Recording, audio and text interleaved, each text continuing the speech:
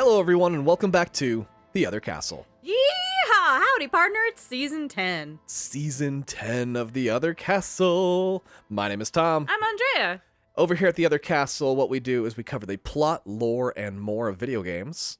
It's very fun, and you can check out all of our episodes on our website, theothercastlepodcast.com. That's theothercastlepodcast.com. There's also links to our social, our Discord, our item shop, and our Patreon. On our Patreon, you can get monthly episodes for just $2 a month. That includes during our off-season. Yeah. But we are in season right now. Like an apple. And that also comes with a 7-day free trial, so you can just check them all out. And if you want to hang out, it's $2 a month. Anyway, so like I said, we do the plot, lore, and more. So what we're going to do is we're going to take you through the production cycle of the video game and then through the entire plot of the game itself. I'm so excited. I love Red Dead 2 so much, and I played most of this game. Red Dead 2 is your favorite game of all time, right? Period. It's on the Mount Rushmore. I love art. I have a little Arthur Morgan tattoo now, actually, too. I don't even know if I brought this up. I've mentioned a bunch of my other dumb tattoos. I do have a little Arthur Morgan piece on my ankle. Right. A little dead cowboy. Yeah, he's my friend. But I did get to play most of this. I did not complete it. So I am genuinely just excited to experience this with you. Oh, and this has been like a top requested episode ever since we dropped our Red Dead 2 episode.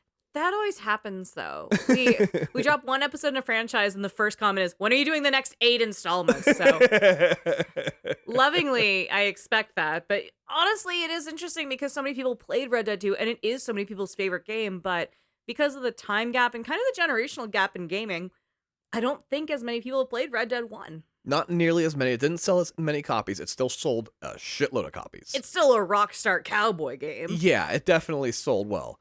It's just that, Red Dead 2 was a phenomenon. It was a cultural reset. But fortunately, it was a prequel, which is why we covered that one first. Also, that's the order we played them in.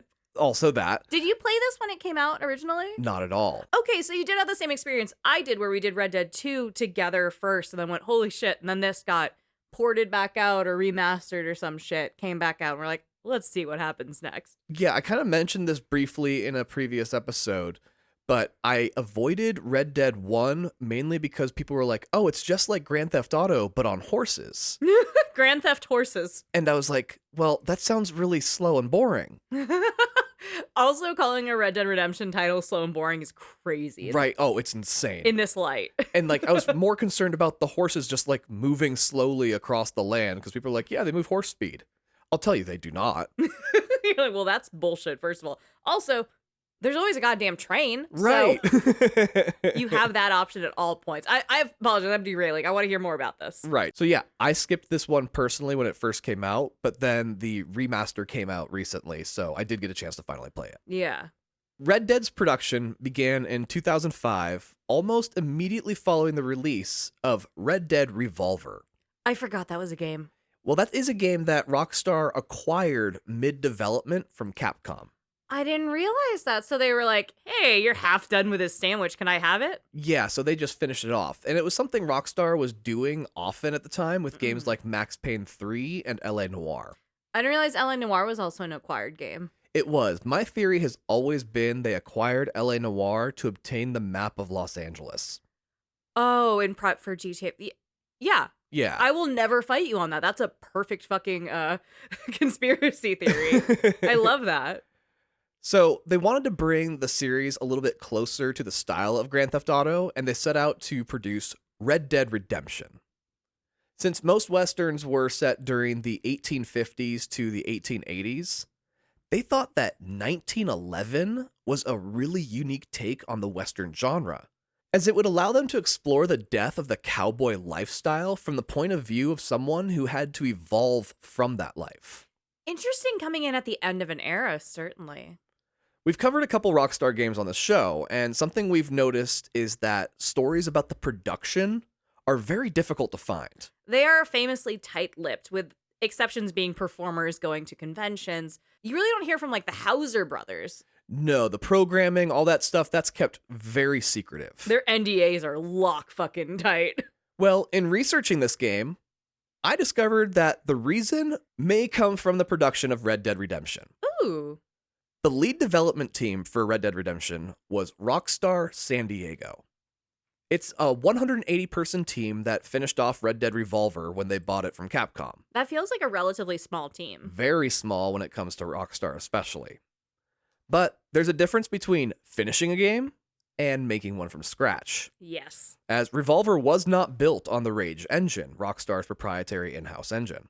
GTA 4 had implemented some extreme innovations that they wanted to implement into their new game titled Old West Project. Nailed it. I love that title. I know exactly what I'm getting into. This would push Rockstar San Diego to its absolute limits, with them reaching out to every other division within Rockstar to help them. Oh, so that was a little crunchy at this time. Yeah, this ended up growing the team to over 1,000 people. That's more what I expect from a Rockstar title. It quickly became the most expensive game produced by the studio, with estimates being in the $200 million range. And this is from nearly 20 years ago. That's incredible money today. Oh my gosh, that's insane money today. Holy shit. Being the early thousands, we still didn't have as much awareness of crunch culture, and this game may have been one of the driving forces behind why we know about it. Oh no.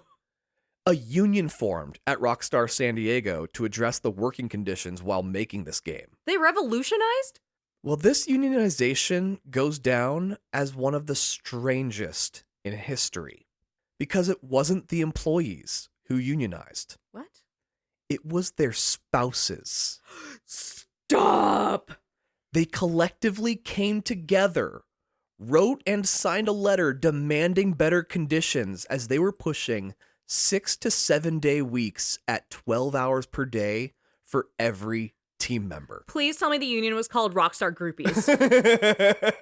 Damn, that'd be so good, right? It's really almost famous-y. I'm losing my mind. So there's just a bunch of husbands and wives, girlfriends and boyfriends getting together on Sundays when their partners are at work going click, click, clack, clack, going, are they fucking cheating on us? No, they're there. I checked, his car is still parked there. What the fuck, man? Oh my gosh, like marriages were crumbling, things like that. It was terrible. If they're not called the Groupies, I'm going to lose my fucking mind. That'd be so My great. partner's at Rockstar and I can't talk to them. Come on, that's Kate Hudson. It's all happening. Yeah.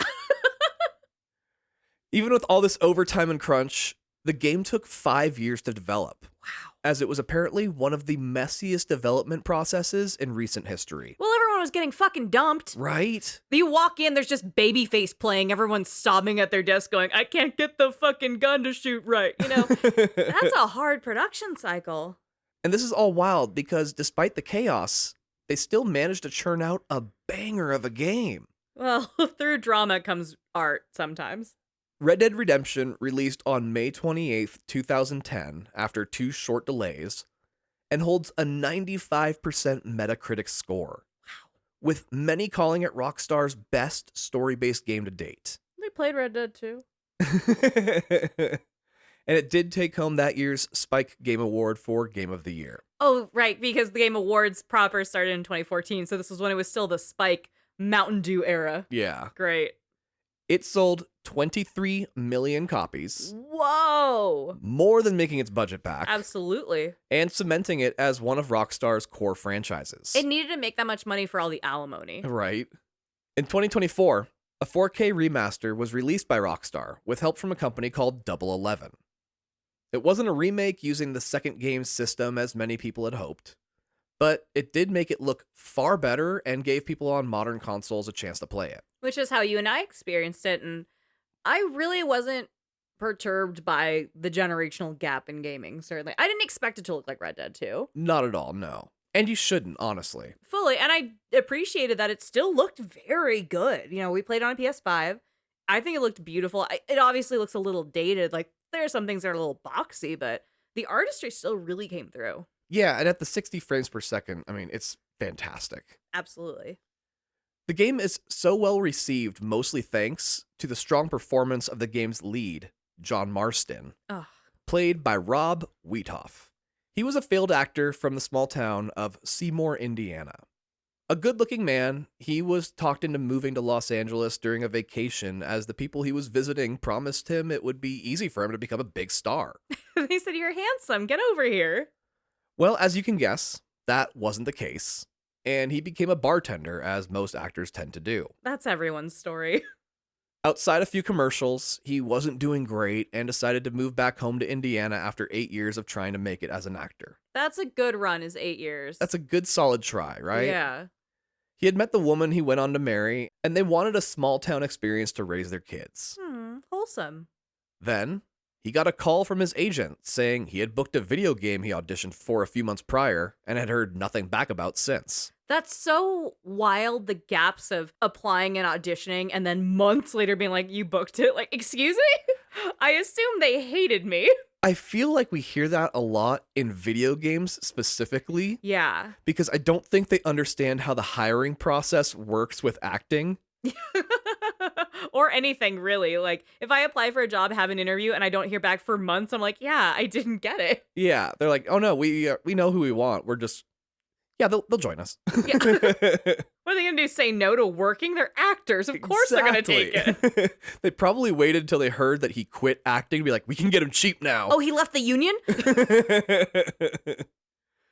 Rob had never played a video game really, let alone a Rockstar one. He wasn't a gamer going into this? Not even remotely. Oh, wow. But he decided to give it one last shot. During production, they'd reference the Grand Theft Auto series, asking if he remembered certain moments from those games. He would just smile and nod until someone finally asked, have you ever played the GTA series? Rob responded, maybe. What is it? What do you mean, maybe? Like, do you think he thought it might have been an arcade cabinet, like a House of the Dead? Like, have I picked up a gun and gone pew-pew at a bar? Maybe. Is it a big buck hunter? Like, does the T stand for Tetris? Oh, honey. Rockstar thought that was hilarious and said it didn't really matter. He was killing it as John Marston and to keep up the great work. I love that so much. Obviously, his performance was so great, he came back for the prequel, Red Dead Redemption 2, which we've already covered in our 5th season. This game also received a DLC titled Undead Nightmare, a zombie adventure that was very well received as having a great story that you'll find on our Patreon later this month. I'm so excited. So make sure you're signed up if you want to hear all about it. All that aside, it's time to mount your horses and load up your 6-shooter Goombas. This is Red Dead Redemption. Trigger warning. Oh, great. That's how we're starting. This game uses language from the early 1900s that is considered offensive today by pretty much everyone with a soul. Oh, no. I will censor myself as much as possible, but some offensive words will be used, particularly in regard to Native Americans and Mexicans, and only spoken by characters who are very much in the wrong. These are not my opinions or even words. I'll just be the one saying them. I love your disclaimer of please don't clip me saying this. Yeah, the way I've lived my life, you'd be hard-pressed to attribute them to me anyway, honestly. The game opens on a big paddle boat arriving on a dock. People can be seen getting off, dressed in all manner of clothing. High above the crowd, a crane lowers a Model T-style car onto the ground from the boat. One man looks different from the rest of the faces in the crowd. He's dressed like a cowboy. He's being escorted by 2 men in bowler hats, both wearing suits. As a kid holding a newspaper shouts, "Extra, extra! The Bill Williamson gang is at it again!" The 3 men walk through the city of Blackwater as the opening credits introduce Red Dead Redemption through a series of title screens, guiding the cowboy to the local train station where the 2 bowler hat boys see him off.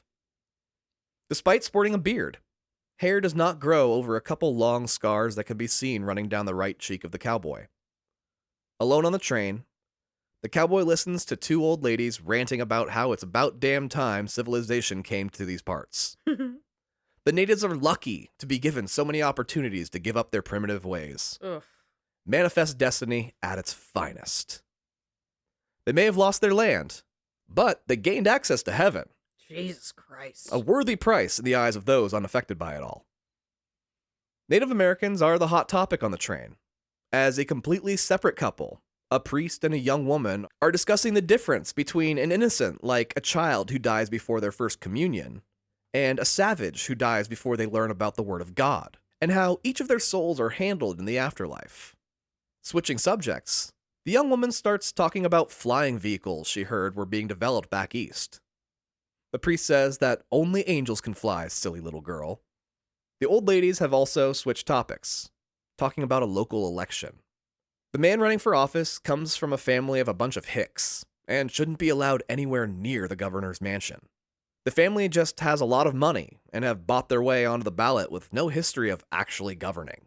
My heart hurts hearing this. Oh, that was an issue 100 years ago? Yeah, and written in 2010, or came out in 2010. I know. The train finally pulls into the station of a town called Armadillo. As the priest and young woman finish their conversation, with the priest telling her that if she ever has a single moral issue she's struggling with, he will tell her the correct answer if she seeks him out. The young woman says thank you.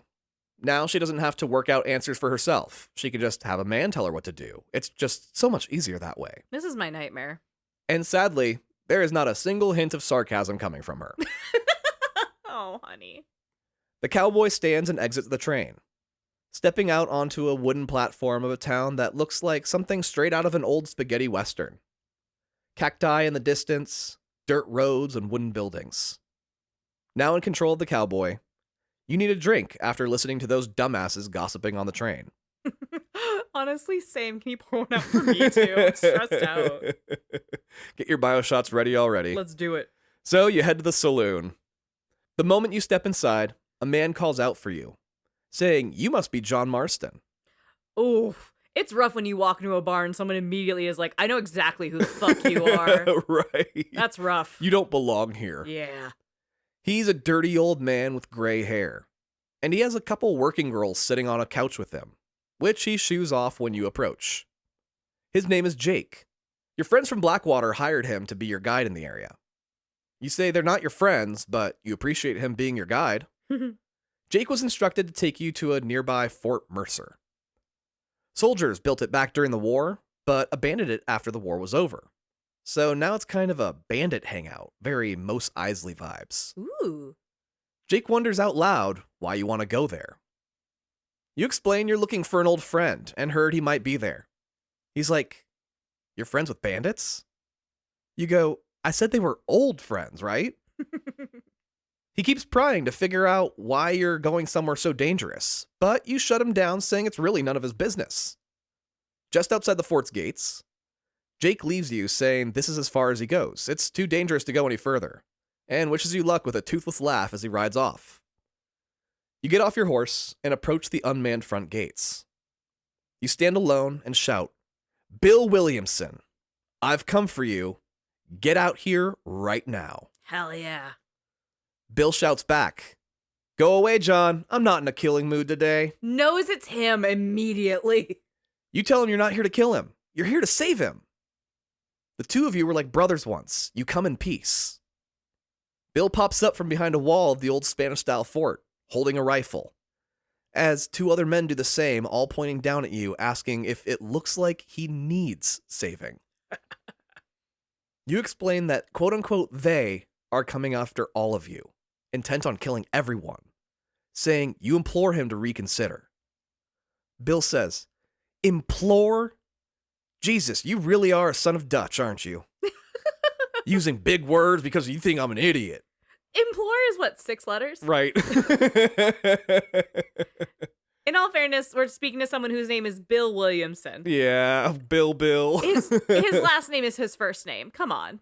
They choose this moment to finally give a close-up of Bill, with his weathered and dirty skin, yellow and mostly missing teeth, laughing like the idiot he clearly knows he is. He's so sunburnt and bloated. Bill has never seen shade in his life. Not once. Honestly, even his hat is like flipped up. He doesn't use it for shade at all. Yeah, he uses it to hide his bald spot. He's one of those. He says things are different now. There's no more Dutch, no more you. Here, Bill's in charge. Ugh. Then he implores you to go back and tell whoever the hell they are to send someone more impressive next time. Honestly, it's impressive that he used implore correctly in that sentence. Right. Because he clearly is like, you said a big word I do not understand. But he was able to flip it around immediately. Well, then he shoots you in the stomach, and you fall on your back, dead to the world.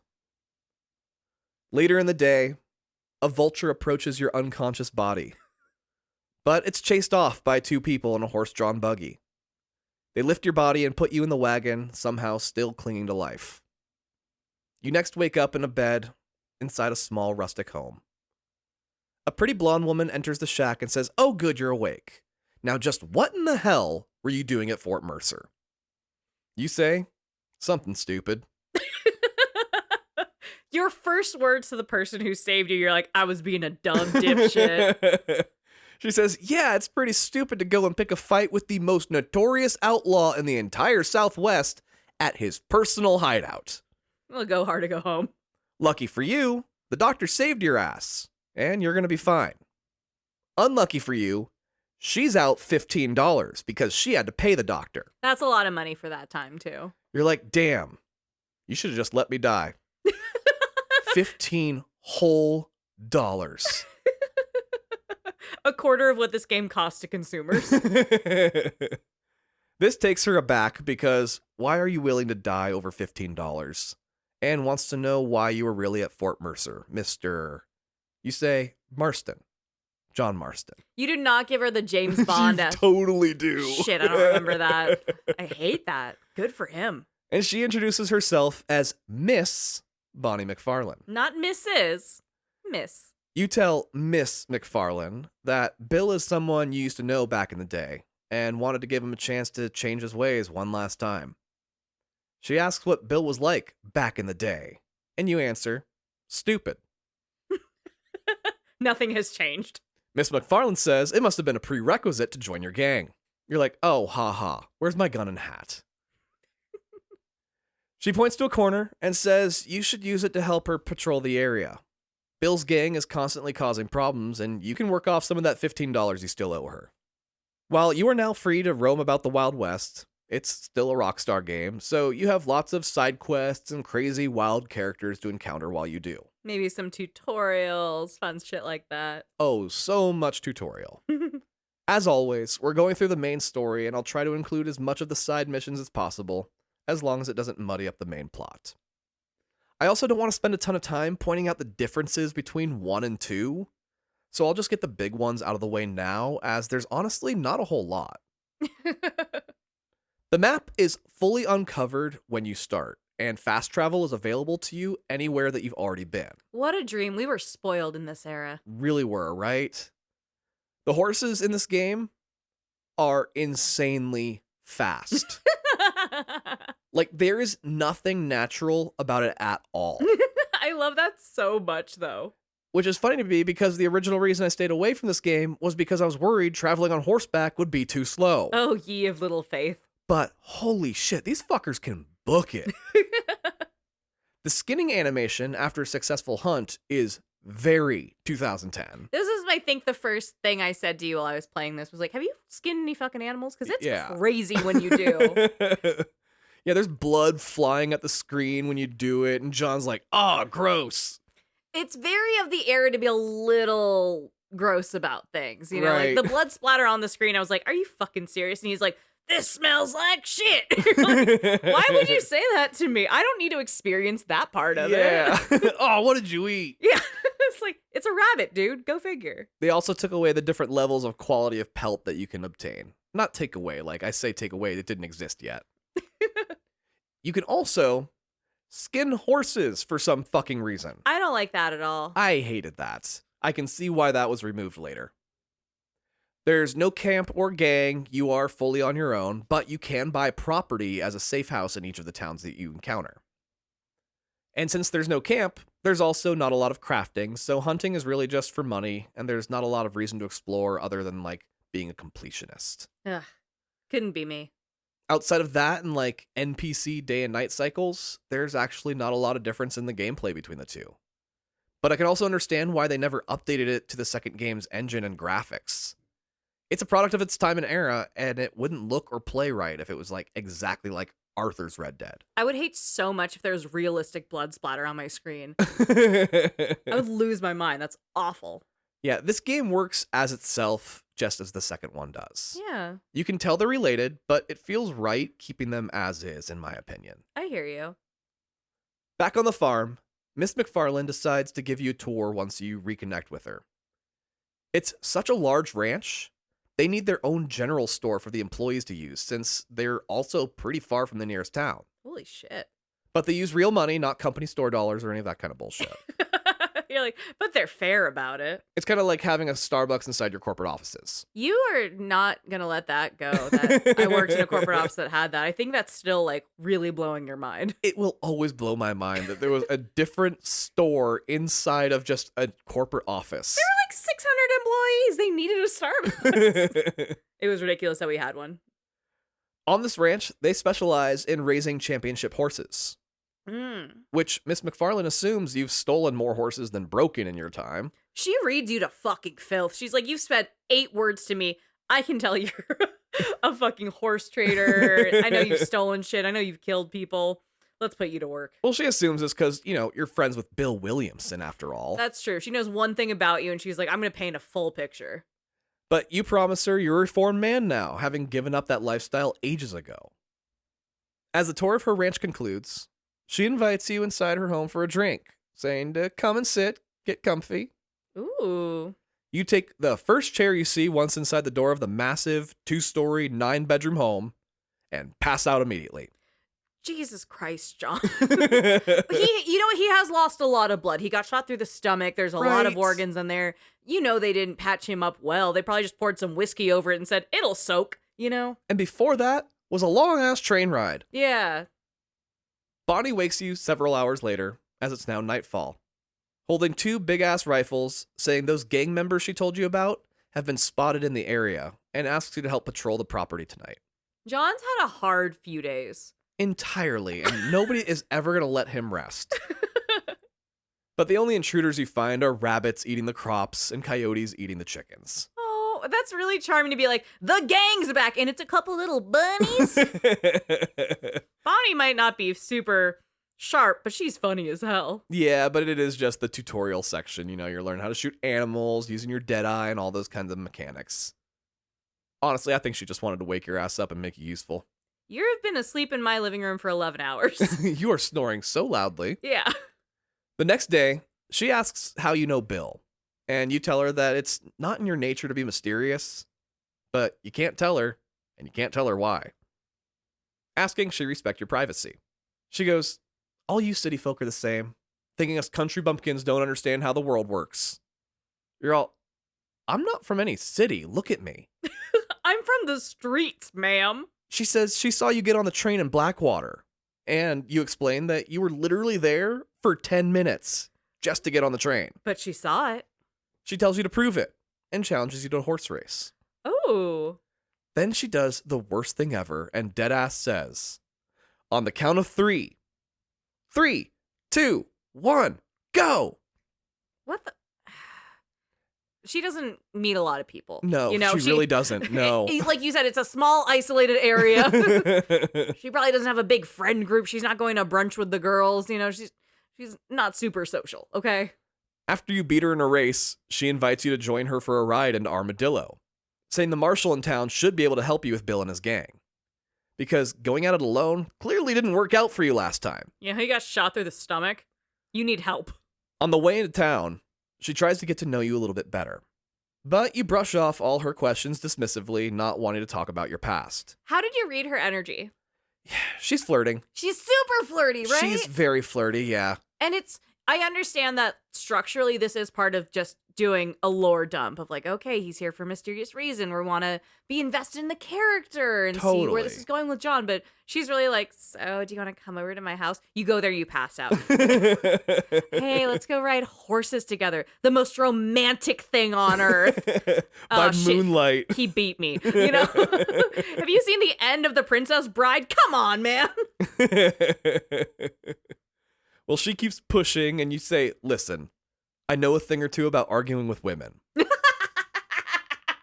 He's lost a lot of arguments to women. There's basically 2 schools of thought when it comes to arguing with them. And neither school of thought works. That is the most John Marston-ass shit. I'm also seeing the reflection of the Rockstar groupie fight. Right. With the employees of like, listen, I've tried this 2 different ways. Neither works, so I don't know what the fuck you want from me. And they're like, well, I'm going to start a union, babe. Well, like most of the women in John's life, Miss McFarlane thinks that answer is pathetic. You hit that really well. She understands that your whole situation with Bill is personal, but she can't understand how someone seemingly as good and kind-hearted as you used to run around with a lunatic like Bill Williamson. You tell her that it's complicated, and if there was another way out of it, you'd take it in a heartbeat. Oh, come on, Bonnie, it's hard. But there's not. The only way forward is to kill Bill. Volume 1. Woohoo! Woohoo! Woohoo! Woohoo! He's got his gun from Okinawa. You mentioned your farm back in Beecher's Hope, and Miss McFarlane is shocked you're a farmer in your normal life, because out here, you're acting like a big tough bounty hunter. She asks who is taking care of it while you're gone, and you explain that a man named Uncle is looking after everything. Oh, no. He's the kind of guy who mistakes age for wisdom, but he gets the job mostly done. Bonnie says he doesn't sound very responsible, and suggests you go back to your farm ASAP, which you say is exactly the plan. But first, Bill. On Bonnie's side, she found this cute boy dead. She resurrected him, and she's swinging at him. She's like, please tell me more. Ride horses with me at night. Oh, you own property? Yeah, you know what? I'm fucking over it. Go back to your own house. And he's like, I can't yet, Bonnie. I'm sorry. Right. I need this other man first. This poor girl. In Armadillo, Bonnie buys some supplies while you go to the doctor's office to thank him for patching you up, as he made a house call out to the McFarlane Ranch to save you. After the shopping trip, she leaves you in Armadillo, saying that if you get shot again, she probably won't be around to save your ass anymore, so try and avoid it. Although she has intersected with him a few times, the fact that she saw him in Blackwater is like, bitch, what are you doing? Right, and she noticed him. Yes, she did. Otherwise, come back to the ranch anytime to visit. She always has work that needs being done and a place for you to crash should you need a bed. You thank her, saying you'll do just that, and you head off to the marshal's office to talk about going after Bill. Inside, the young marshal is fast asleep in one of the 2 jail cells in the office. He's asleep in the cell? Yeah, he's in the cell because it has a bed. Oh. The other is taken by an actual criminal. He wakes up asking who you are, and you tell him that you came here from Fort Mercer for some fucking reason. He's like, you're one of them Williamson Gang members, and draws his gun. You pull yours with a quickness, telling him to calm down while the criminal in the jail cell starts jumping up and down excited, telling you to kill the cop. Oh my god. An older man, one with gray hair and an air of distinction, walks in casually, sees the 2 of you in a standoff, and simply asks what's going on. I love the casualness of like, all right, what you guys doing? The cop says he's caught a Williamson Gang member, and you say that you're dealing with one of those assholes who give marshals a bad name. The old man addresses the cop, saying, Jonah, put your gun down, because this must be the man from Blackwater he keeps hearing about. Jonah leaves so you and the actual marshal, Mr. Johnson, can have a chat about what brings you to this neck of the woods. You say that Jonah must be one loyal dog. Stupid, but loyal. The marshal laughs and asks you officially, what brings you to Armadillo? You tell him you're here to take Bill Williamson, alive or dead. He laughs, saying, that's cool. Not my jurisdiction. He's technically in the next county over. Bill's gang stays right on the border because they know to stay the fuck out of Marshal Johnson's territory. That's so funny that they were like, we have to location. Yeah. Like, our hideout has to be exactly right here on the property line. You ask why he doesn't go after them still, and he says that it sucks what they're doing, but he's not suicidal. You tell him that listening to him talk, you understand why all the people you looked up to most in life had a problem with authority. Marshal Johnson pours you a drink, saying that the whole world is fucked. His job is to keep this tiny section of it safe, and he does that just fine. He said, think globally, act locally. Yeah. Venturing out beyond his borders is just asking for trouble, and he doesn't want to bring more trouble to this already dying town. For example, just today, he's got a bunch of members of another gang causing problems down at the saloon. His boss is asking him to turn a blind eye to some arson going on for some fucking reason. For arson? And a local rancher had his livestock fucked with last night. But it's still early. That's just the tip of the iceberg. So don't come in here lecturing when it's just him and a couple other men trying to keep the peace. So you offer your assistance, saying that if you can take care of some of his problems, that should free up the marshal to deal with Bill and his gang. The marshal, impressed by your persistence, agrees, saying he'll put you to the test down at the saloon. He explains that the hoodlums drinking there are a bunch of cattle thieves. You ask why he allows them to hang out there, and he explains that it's better to keep them drunk in the bar than have them out in the world bothering people. But now that he has help, he can actually do something about it. You tell the marshal that he has a very interesting approach to law enforcement. A little loosey-goosey. Yeah. You approach the saloon as the leader of their gang, a man named Walton, is leaving. The marshal says this is the perfect chance to find their hideout if you follow him. So the two of you mount up and keep a distance behind him as he rides off. Walton notices you immediately, and it kicks off a chase. You would notice if two people on horseback were following you. Easily. Like it's not a sneaky way to do this. They're going clump, clump. Yeah. The horses are shitting while you're running. It's a whole thing. During the high-speed sprint on horseback through the desert, you and the marshal have a chat. You're to bring Walton in alive, because a dead suspect can't talk. You're surprised to hear this coming from a cop, to which he explains that he has a penchant for torture, and wants to make that little piggy squeal. Jesus! You're like, that's a bit more what I expected. John goes, there it is. You chase him to an old, long-abandoned ranch where the Walton gang is holed up. This kicks off a gunfight, essentially acting as a tutorial on how to handle these kinds of standoffs, teaching you how to take cover, and other basic controls of combat like utilizing Deadeye in a firefight. After capturing Walton, the marshal says he appreciates the help and asks you to stop by the office anytime you're in town. You tell him you ain't no cop, and he says, honestly, I said the same thing the day I became one too. Oof. See you around, Mr. Marston. You head back to McFarland Ranch, since that's really the only bed you have for the time being. Miss McFarland greets you, saying that she heard through the grapevine you're planning on settling down on the plot right next to hers to start a new life. Oh. You're like, I don't know where the hell you heard that, but I already have a life, one I'm trying to get back to by destroying my old one. Miss McFarland says she has no idea what you're talking about. Plus, everything she said was just wishful thinking anyway. Wow. Honey, go down to the well. You're clearly fucking thirsty. Jesus, this is a dirty man with a fucked up face. And, right. You know, like, I get that men were in short supply there. I get that there were, there were different beauty standards. But what the fuck? It's John Marston. The gravelly voice can only do so much. Right, seriously. It is kind of hot. But, like, come on, bitch.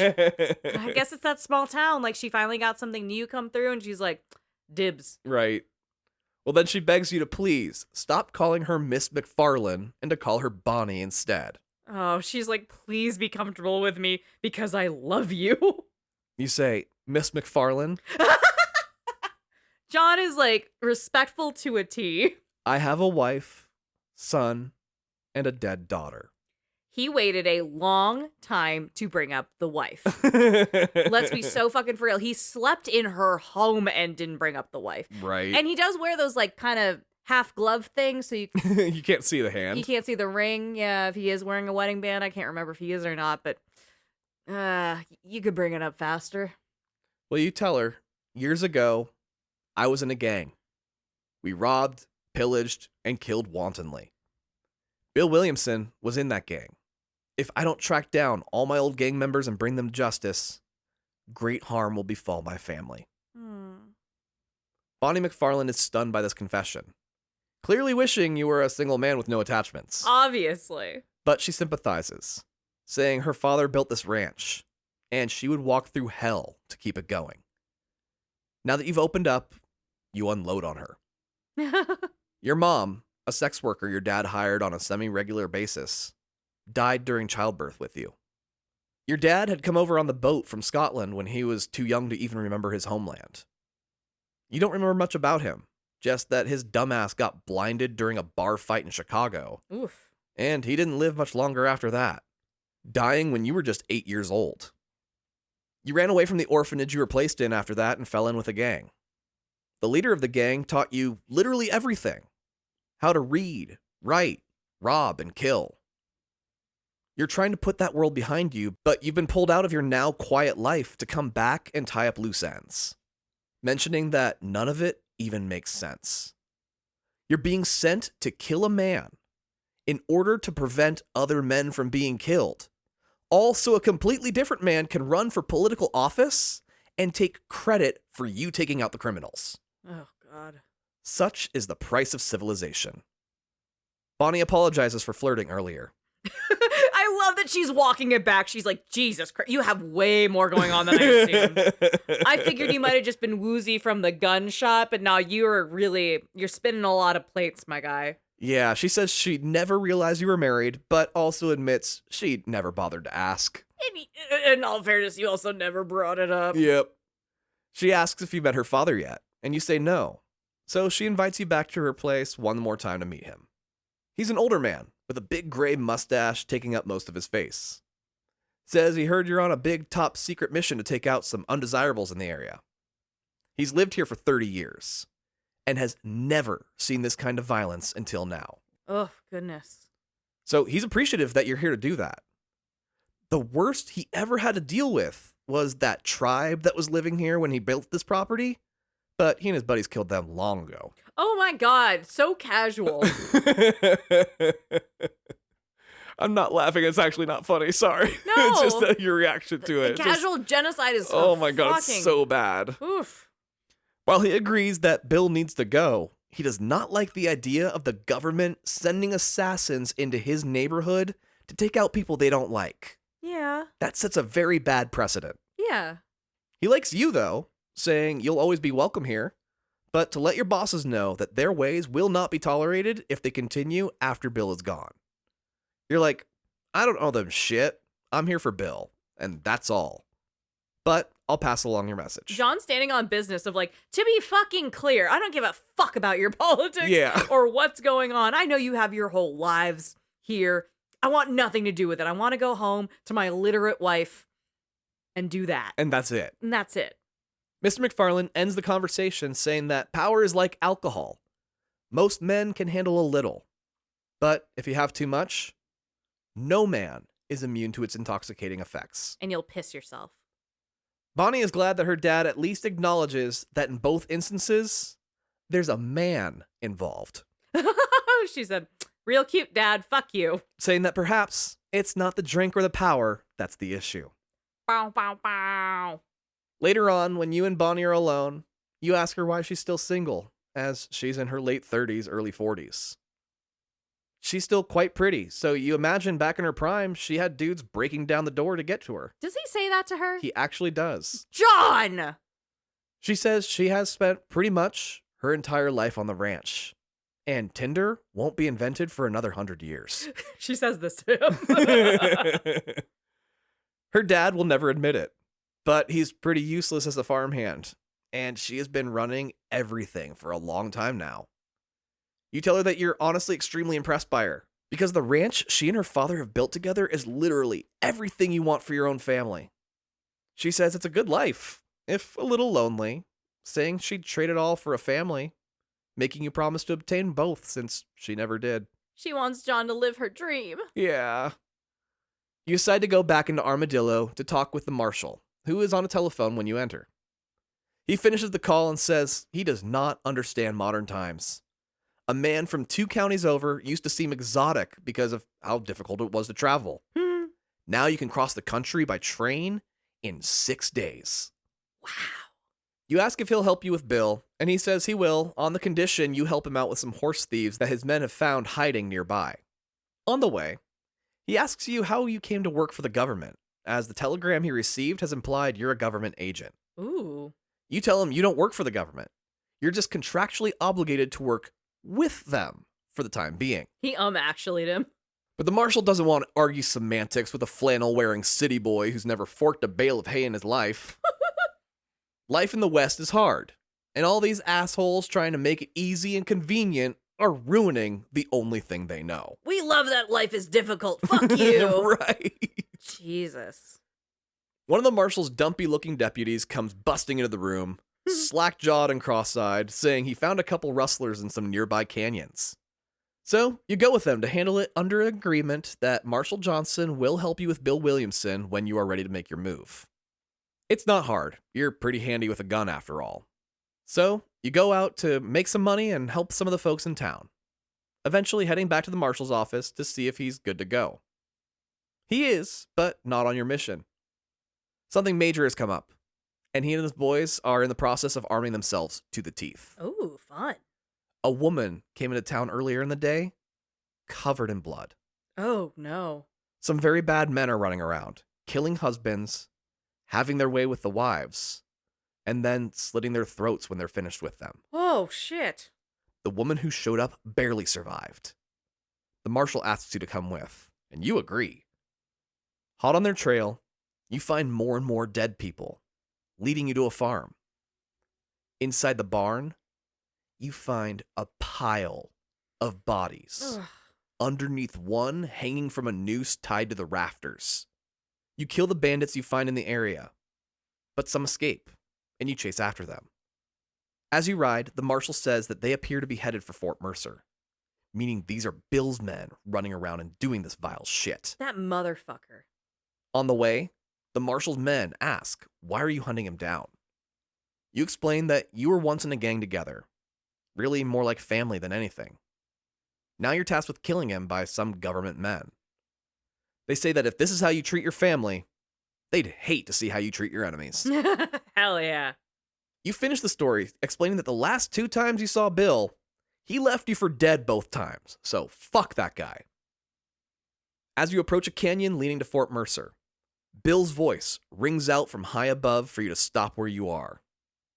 He didn't kill you last time, but he sure as shit will this time, John Marston. You say that he knows he's not man enough to finish the job. Yeah. Bill yells back that Dutch always said you were an arrogant son of a bitch. He literally never says that.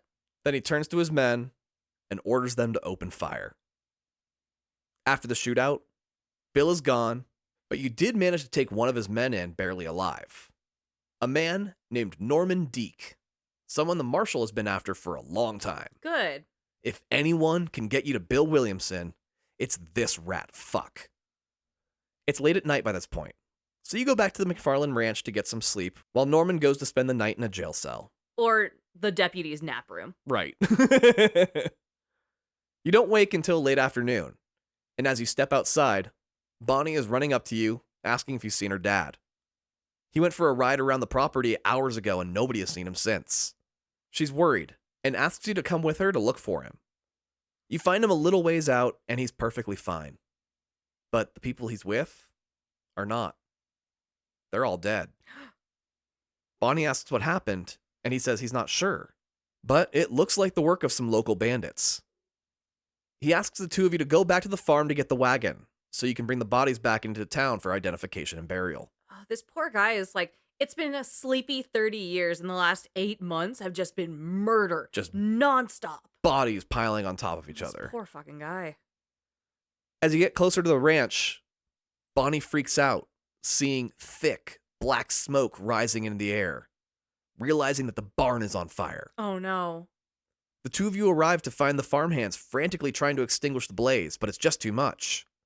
Also, none of the barn doors will open for some fucking reason, and the horses are still in there. Oh shit, the horses are their livelihood. That's all they have. Fuck. So you do some Nathan Draking and climb to the roof of the barn to get in through an open window. Just hanging by your fingertips? Totally. Hell yeah. Someone definitely blocked these doors on purpose, as you find a rake shoved through the handles to keep it locked from the inside. Oh, that's fucked. After saving the horses, Bonnie says that her family owes you a great debt. They're good on the $15 then? Yeah. You say that money isn't really a problem in your life. What you do want is, after this is all over, and you go back to your own ranch, that she agrees to do business with you. You prefer to do business with people you know and trust. Right now, there's nobody you trust more than Bonnie McFarland. And who better to do business with than a woman who wants to eat your asshole? Oh my god. What? She's lonely and she's cute and she's like, John, come sleep on my couch. It's just a dirty butthole. That is a dirty butthole. Oh no. She's like, yeah, of course we can do business. And that's totally what I was hoping you'd ask for. Yeah, business. Do you love me, John? Yeah, not that you'd leave your other life behind and stay here and start a new one with her. Please? Then she stalks off, saying there's chores to be done now that the barn has burnt to the ground. Ugh. It's funny, because during the epilogue of Red Dead Redemption 2, I remember thinking there just isn't a lot to do in New Austin with just a few quests and things to do. But then I played this game and felt it was almost equally as bare, to be honest. Well, you gotta build a barn and you pick it up quick, gonna build it out. Well, what a bundle is. It is trying to represent kind of what the life is like without being in the lifestyle of an outlaw. Yeah, there's honestly only a handful of side quests and missions, with most of them being very fun with peak Rockstar satire and humor. Mm-hmm. But there's so little, and that's because the game is quite dense on the story itself. I hear ya. For example, when you next arrive at the marshal's office, Papa McFarlane is there too. When you enter, Mr. McFarlane rounds on you screaming, "Where is she?" Oh. You assume he's talking about Bonnie, and you say that you haven't seen her since the fire. He says that she went out early afternoon yesterday and hasn't come back yet. Mr. McFarlane has already lost 5 sons to addiction and stupidity. Holy shit. He can't lose his only daughter as well. Oh. Just then, a voice from outside rings out, calling for the marshal in a threatening manner. None of you know the Hispanic man on horseback calling out to you. But he says that if Mr. McFarlane doesn't want his 15 friends to take out their loneliness on his daughter, then the marshal needs to release Norman Deek immediately. Holy shit, that is an aggressive threat. Oh my god, right? Fuck. The marshal says, "We don't make deals with terrorists." The man laughs, saying that if you don't show up in the town of Tumbleweed with Norman Deek in a couple hours, he'll slit her throat personally. Then he says, "Now you boys have a pleasant afternoon," What a psycho. and rides off. Ugh. You don't see what other choice you have, and agree to ride in with the marshal to deliver Norman Deek, promising you won't let anything happen to Bonnie. Not happy about this plan at all, Marshal Johnson knocks out Norman Deek and straps him on the back of his horse. We don't want him chatting through this at all. At the very least, we can knock his ass out. Nope, he's hogtied and says he wants to take the most difficult terrain available to get to Tumbleweed. Good. Tumbleweed is one of those towns that used to be thriving. But then the railroad came through and connected to Armadillo, never putting a stop in anywhere near Tumbleweed. So people moved closer to civilization, and now Tumbleweed is abandoned. Occasionally a gang will pass through and claim it for a while, but it's abandoned for a reason, and those gangs usually move on after a while. Marshal Johnson asks why the law would recruit a criminal to take out one of their own. He hasn't seen Silence of the Lambs. You tell him that there's really no difference between cops and criminals. One's just more honest about their actions. When you're facing a loaded gun, who cares what What's side the difference? Yeah. Yeah. It's giving Frank Costello. He says that you gang members always find ways to justify the lives you take, and you shoot back, "Oh, and cops don't." I like your use of shoot back. He says that without laws, we're just animals. Take this dipshit Norman Deek, for example. He steps out of line, we smack him down. He steps out of line again, we smack him down harder. One of those smacks will be his last. Oof. That's how the law works out here. The conversation concludes as you arrive in Tumbleweed. On the outskirts, you dismount and take Norman as your hostage with your gun on him, guiding him to the middle of the town for the exchange. The marshal says they'll stay back and keep an eye on everything. Make sure it's not an ambush. As you push Norman forward, he talks some mad shit, saying he hopes there's still time for him to get a turn on her before they kill her. Ugh, Jesus. Besides, she's probably having so much fun, she won't want to go home. Ew. At the exchange location, you don't see Bonnie anywhere, but you do see 3 men. You ask where Bonnie is, and they say, "Sorry, we don't make deals with cops." Oof. Then they open fire, killing Norman Deek first, just to show you they mean it. You're joined by the marshal and his men as the 4 of you shoot through Tumbleweed, taking out gang members along the way. In the distance, you see Bonnie, tied up by the neck to a gallows, standing on a stool. A man kicks the stool out from under her, and she begins to hang. Dropping in a deadeye, you take out every motherfucker in the vicinity and run up to cut her free. She stands, thanking you, and then asks, "What took you so long, stupid man?" You stupid man. You say, "Well, it's not like she was much help." And honestly, knowing John, he likes it when girls talk to him like this. Oh, right. So he's getting a little warm to her. I'm not going to lie. Then she says, if you think I'm going to debase myself in order to make a joke about having been all tied up at the moment, you've got another thing coming. Bonnie's a genius and I love her. I love Bonnie so much. In reality, she's obviously very grateful, and you take her home to recover from this absolutely horrifying ordeal. As you've been running around the Wild West, you've encountered some of those strangers and freaks Rockstar is famous for having. Yeah. One of which is a snake oil salesman named Mr. Dickens. I really enjoyed this side mission. I thought that's so fun. Yeah, I really like Mr. Dickens a lot. Yeah. He's selling a miracle elixir. Hemp seed oil. You work with him to dupe people into buying his snake oil by pretending to be a normal guy in the crowd who is suddenly cured by his magic potion. While working alongside him, you chat and tell him why you're in New Austin. Mr. Dickens says that you're more than welcome to use his wagon as a pseudo-Trojan horse since you helped him scam all those people.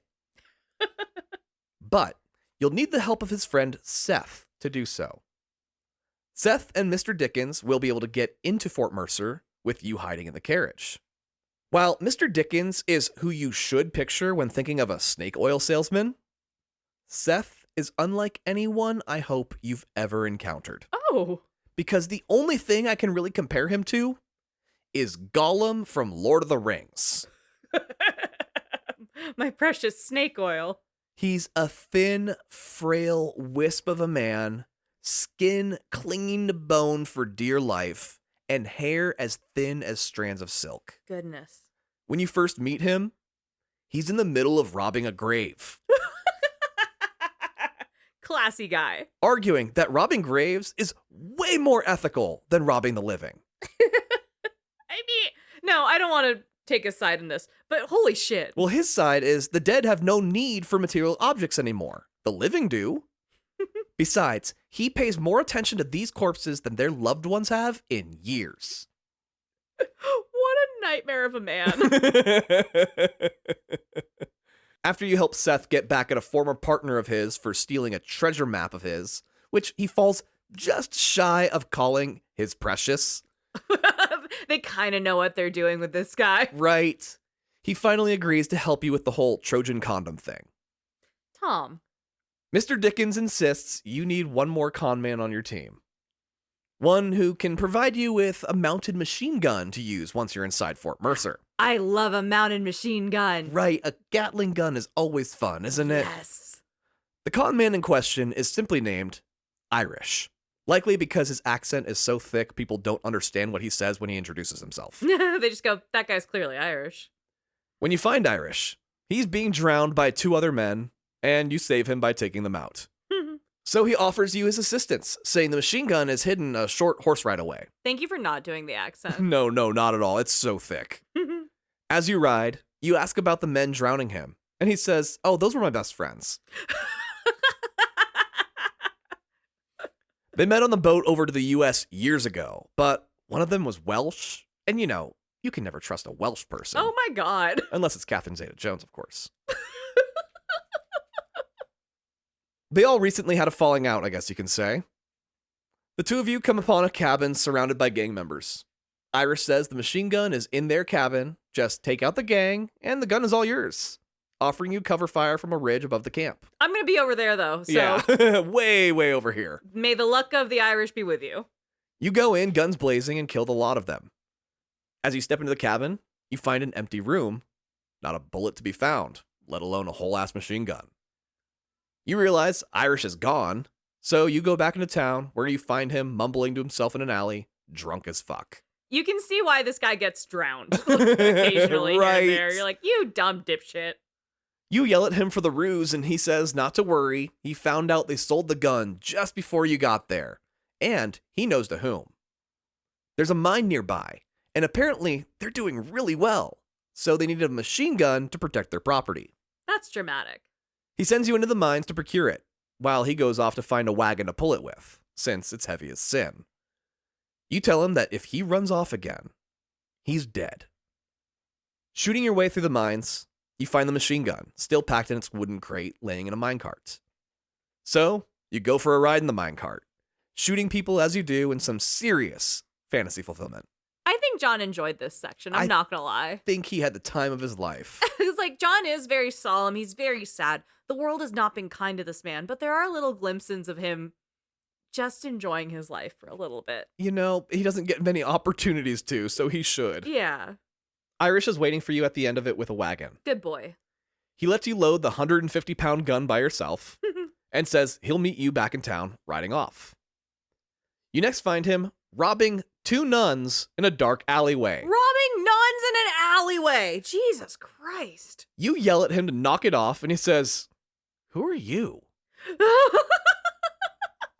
You tell him you're his old friend Amnesia, as you rip the gun he's holding out of his hands and knock him to the ground with the butt of it. Good.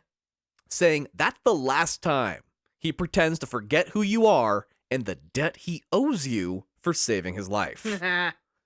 You apologize to the nuns on his behalf, saying you're hoping it's just the drink talking, but you're afraid Irish might just be an idiot. He's like, can you please pray for him, though? Like, Yeah. Can you work a little magic? He fucking needs it. The two of you get the gun put together and working properly after stealing some parts around town. With the machine gun ready, you go to collect Seth the grave robber, who is in the middle of robbing another grave when you find him. In all fairness, he's Seth the grave robber. Right. That's his name. Yeah. He tells you that he has the full treasure map now and asks you to help him find it as payment for his help in the upcoming fight with Bill. My treasure. When you finally find the treasure, Seth opens it to find a single glass eyeball. Ew. You laugh, saying that someone clearly treasured it. Seth breaks down, upset at himself for trusting a map found on a dead body. Yeah. Saying he's ready to rejoin the living and agrees to fight with you in the big battle to come. You know, sometimes we change our lives for some dumb shit. Whatever helps you get to the next level of being a good person. Sometimes it's a glass eyeball and a treasure chest, Yeah. I guess. Whatever works. With your death squad assembled, you meet up with Mr. Dickens, Irish, the Marshal, and his men just outside of Fort Mercer. So a fleet of normal, actually trained people who are ready to do some shit, and then the dumbest criminals Humanly possible. that you could have found imaginable. Well, Seth isn't here because he managed to get into Fort Mercer already Oh. just by simply being an outlaw himself. They're like, this dude's fucking crazy. Let him in. While he's in there, he's to drum up support for the snake oil salesman, which will grant Mr. Dickens access to the premises. Ah. Once inside, you'll pop open the back door with the machine gun, lay down as many men as possible, and the Marshal and his boys will join shortly after to clean up the remainder. That's great. Hopefully, Bill's pride will outweigh his survival instincts so he gets his comeuppance during the battle. I love that we can rely on Bill being a dumbass. That's the one thing you can rely on him for. Yeah. Mr. Dickens pulls up to Fort Mercer, and the men there are excited to see him, as Seth has done a great job of somehow hyping him up. Which is crazy because Seth looks insane. You said he Right? looks like Gollum, and he's like, this guy'll fix your fucking hairline. That's not the person you send in. He's got a health potion and it works. They're Look like, at me. like, well, that guy's been alive for 200 years. Mr. Dickens enters the fort and descends his carriage, with the back end facing toward the growing crowd. He goes into his usual sales pitch, drawing everyone in closely as he spins his usual yarn about his miracle cures, really swinging for the fences with his promises. I love that. Saying it can make them fly, become immortal, even transition you from male to female. Sex change operation. Which more than a couple of the gang members are intrigued by. Okay, let's go. The crowd is huge now, and they're all grouped together in a nice, tight formation. Mr. Dickens slaps his hand on the side of the wagon, which is your signal. From a lookout post up above, Seth laughs hysterically and dances a silly little jig as you open up the wagon and unleash hell upon the Williamson gang. I love the idea of Seth doing a little Ashley Simpson on SNL jig up there. Just Fully, that's exactly the kind of dance he's Yeah. doing, too. Just real high knees. It wasn't the entire gang, but it was a good majority. Good. The gunfight caused the rest to retreat toward the back of the fort, where there's an exit so they can escape. Mr. Dickens says that's his cue to depart since the wagon and machine gun can't go any further, and he takes off while you and the cops go through, hunting down Bill and the rest of his gang. Once the fort is clear of anyone living, the marshal confirms that none of the bodies belong to Bill. Suddenly, there's a knock at the front gate, and one of the deputies says it's that snake oil salesman, and he seems to be scared. You open the door wide enough for him to walk through but not drive, and he runs in saying they're coming back with reinforcements. Oh no. From the lookout post, the deputy goes, "Holy shit. Marshal, there's at least 100 of them." You turn to look at the 5 other men with you, realizing you're all fish in a barrel right now. You walk out the door, mount the wagon, and take control of the machine gun once more, mowing down men on horseback one after the other, creating a perimeter of dead bodies. Oh, and it feels so good. Which is making a grave robber like Seth salivate at the opportunities. I love the idea of cutting back to Seth, who's just stoked. He's never felt fear. He's just like, I'm coming the fuck up. This was the best decision for me. After he's like, I renounced my life of right, he did. chasing the dead. Now he's like, yo, but he is an there's a addict lot. Yeah. looking at a pile of drugs. Yeah, he's chasing the dragon of dead bodies. This is his fucking dream. He's so happy. After you prevent the onslaught, a deputy says he found a barely living gang member and drags him over. He says that Bill wasn't here.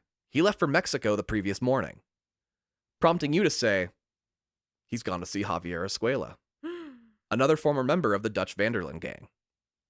The gang member tells you he's in a bandito territory, a place called Chuparosa. Iris says he has business to attend to in Chuparosa anyway, and offers to bring you along for the ride. So you agree to meet him at a ferry boat that will take you into Mexico. You say your farewells to the marshal and Mr. Dickens, thanking them for their help thus far, all while the marshal's men beat the last bit of life out of their prisoner in the background. And Seth is like, hell yeah, get him. Knock those gold teeth out. They're mine, bitch. Mr. Dickens says that Mexico is a magical land of social justice and peace-loving people. I've heard that before. You're going to have a great time. Seth sees you off, closing the door to the fort behind you, clearly taking claim of it and the dead bodies inside as his own. Oh, God, no, we gave him a platform. 'Cause there's, like we said, hundreds of dead bodies. We're in the triple, maybe even approaching the 4-digit number of casualties at this point, depending on how you're playing. And also, it's their fort. It's all their fucking ammunition, food, and shit. He is a king. Yep. All your bodies are belong to Seth. Yeah, he went from Gollum to the dragon that sits on the pile of shit, if we're going to stay in the Lord of the Rings world. Oh my God, from Gollum to Smaug. That's great. What a nightmare. Good for him. You meet up with Irish at the ferry. It's just a small wooden raft with a rope to the other side of the wide river that you pull on to get across. This was some bullshit. When you're about 2/3 of the way across, some men are on the other side waiting for you so they can take all of your shit. A shootout occurs, and you cut the rope, taking your raft down the river with nothing to steer you but the current. I really hated that this was Irish's best idea. Right. I was like, you get yourself into and out of situations all the time, and this was the best solution? Fuck you. Well, the river isn't that crazy strong, but still, you have no way of controlling the raft. Yeah. And it starts spinning around while you try to shoot the men that are on shore chasing after your boat. It's a bad situation. As the last man falls, Irish says he's surprised they're still so mad at him. I'm not. You dumb dipshit. You ask what he means, and he says the details are hazy these days, but it had something to do with a shitload of money and some guy's daughter's dignity or something. Oh, Irish. You say that you thought people down here loved him, and he says he never said anything about the men, but the ladies do seem to. No, we don't claim him. They call him El Rato, which means the cat. It doesn't mean that. You're like, I don't speak Spanish, but I'm pretty sure El Rato means rat. Irish says, exactly. You don't speak Spanish. Okay, he's got him there, I'm not gonna lie. So he's going to stick with the definition that he knows. The raft finally beaches itself near some horses that used to belong to some men you just killed. Irish is excited, grabbing one of them by the balls, declaring it to be such strong, healthy horse. That's not a great place to grab a horse. Never. He wishes you luck, saying his debt to you is now fulfilled, and he rides off to find himself a senorita to defile. He's the worst. You head to the nearest settlement, a small Spanish village called Chuparosa. 3 men are standing around a fountain in the center of town, chatting away in Spanish with one another, laughing and having a good time. They see your white ass walking through town and say, "Hey gringo, habla español?" You tell them you know poquito español and ask if they habla inglés. One man says, "Oh yes, I hablo mucho inglés. Hablo filthy fucking bean eater. Oh, no. Hablo slippery little Mexican." Oh, God. Simply repeating the horrible things he's been called in his life. Yeah, this isn't going to go well for John's white ass. Asking if you too understand these words. Wondering just what the fuck you're doing in their country. You tell them you mean them no harm, and they laugh, asking what you could possibly do to harm them when you're so clearly outnumbered. Surrounding you, they start to move in closer, creating an intimidating wall. One grabs your hat off your head and puts it on his own, while the 3 of them roar with laughter. They then tell you to take off your boots and hand them over. You say okay, and kneel down to remove them. But instead, you pull your pistol and pop all 3 between the eyes, grabbing your hat off the head of the one that stole it just as he falls to the ground. Good work, John. You hear an American voice from the side sarcastically say, "Oh, bravo! What a great way to improve border relations." Some hick-ass farmer just crosses the border and starts killing people in the street. What the hell is wrong with you? Are you some kind of socialist or something? The person speaking is an older man with shoulder-length white hair and a big bushy mustache, dressed like a cowboy. You tell him that politics isn't really in your wheelhouse, and he says that politics are the only thing people care about in Mexico. But not to worry. The 3 guys you just killed were kind of dicks anyway. You just did everybody in town a favor with that one. But your gun work was sloppy. Oh. You ask what he knows about guns, and he says a lot more than you ever will. After you ask his name, he refuses to tell you and says to come with him. He'll show you a few tricks to help keep you alive if you're going to survive your time in Mexico. He asks your name, and you say you were never given one, having been raised in an orphanage. Shaking your hand, he says, "Well, I guess that makes 2 of us." And the 2 of you head off to do some shooting practice. After you prove your worth with some target practice, he says, "You're actually pretty handy with that gun, I'm not going to lie." And he introduces himself as Landon Ricketts. You tell him you grew up hearing stories of his outlaw days. He's the fastest gun in the West, they used to call him. Yeah. So fast, he's the oldest gunslinger alive as far as either of you can tell. Which is why he moved to Mexico. Any American on the run from the law for killing as many men as he has comes here to retire and wait. You ask what they're waiting for. And he says, someone like you to come along and finish them off, seeing as you're looking for Bill and Javier to do that very thing. It's a good place to lie low, as it's constantly on the verge of a violent revolution, and people are easily distracted by that fact to notice a white guy hiding out. Currently, a man from Spain named Colonel Allende runs this part of Mexico like a feudal king, and the people are getting sick of it. Then he remembers, you're not into politics, and the 2 of you go back to shooting guns. Landon Ricketts reads everything so well. He is one of the most he fucking understands the situation and is like, I got this. I love him. He's so fucking cool, too. He's just got swagger, you know? While you shoot, a man in a business suit runs up saying, "Mr. Ricketts, the wagon carrying the bank's money is being robbed. You have to do something." Because it turns out, Landon Ricketts is kind of the default sheriff of Chuparosa.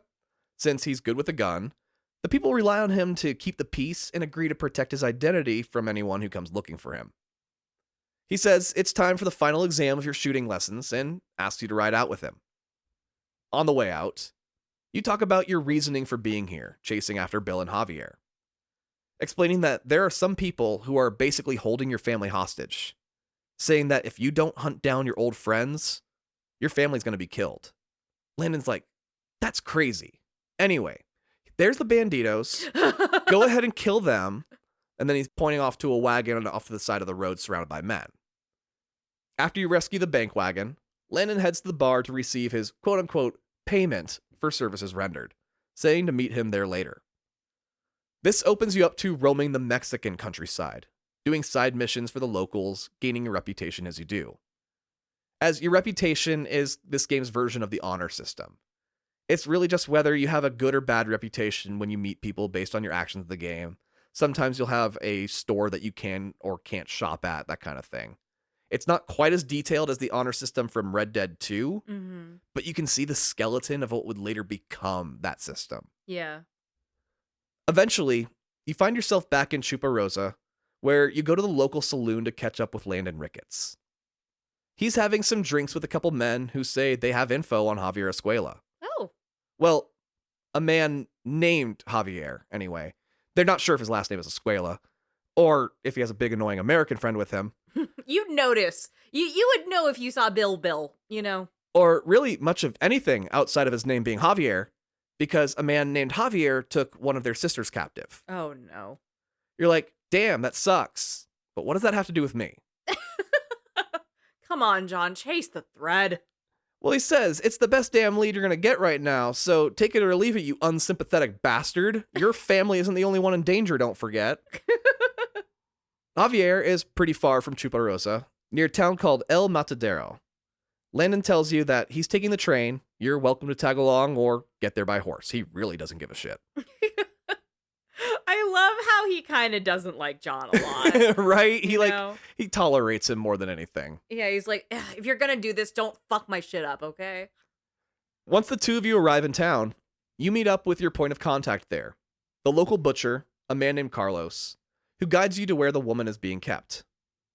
Carlos hates Javier's gang and wants to see them pay, agreeing to cause a distraction so the two of you can rescue her.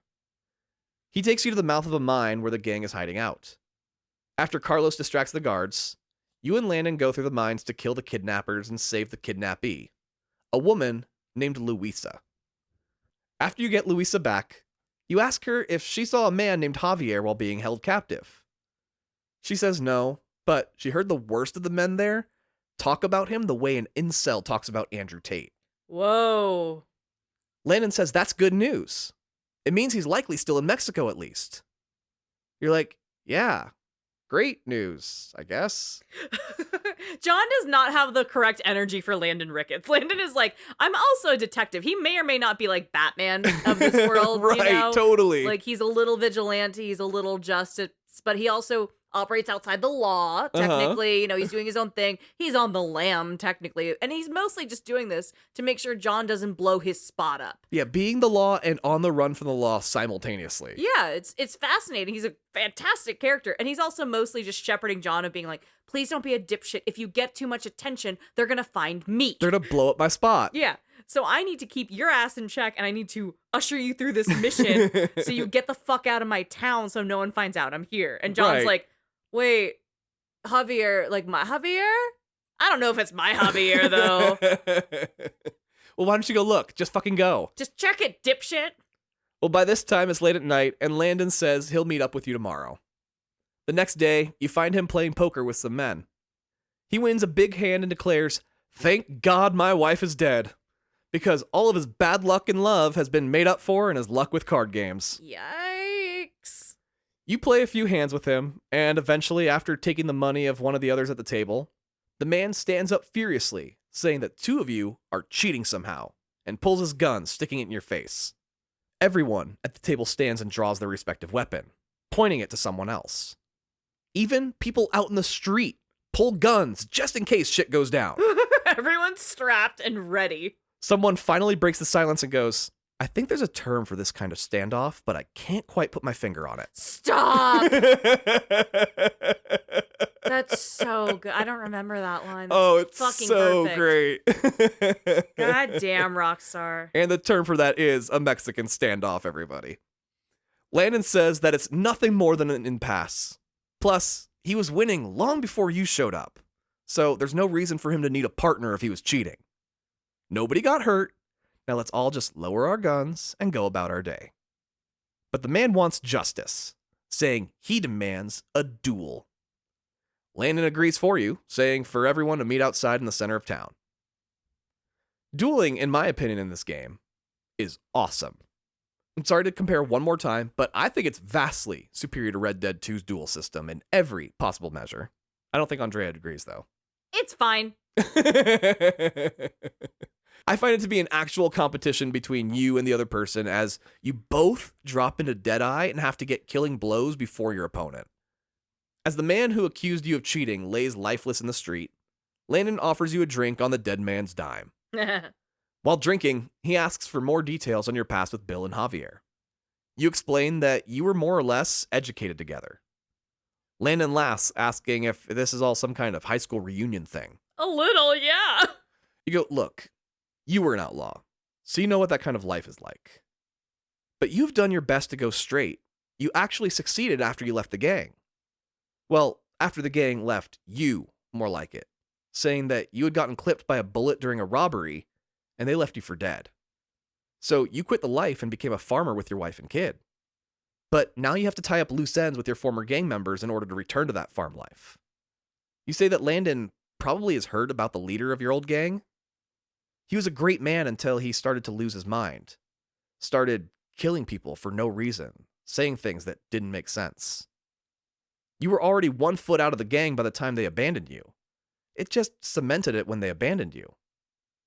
Landon says, that's gang life, and raises his glass in solidarity. He's like, shit happens, kiddo. You're like, I already had a wife and kid. All I needed was the farm, so I went ahead and got that too. Which brought on all new problems of its own. But this latest problem will take all of it away if you don't track down and kill Javier and Bill.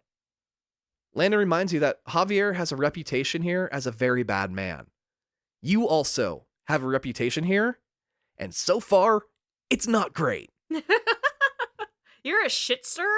You killed 3 men the moment you walked into town, and word has spread that this Bill guy you're chasing damn near killed you the last time you went head to head. Yep.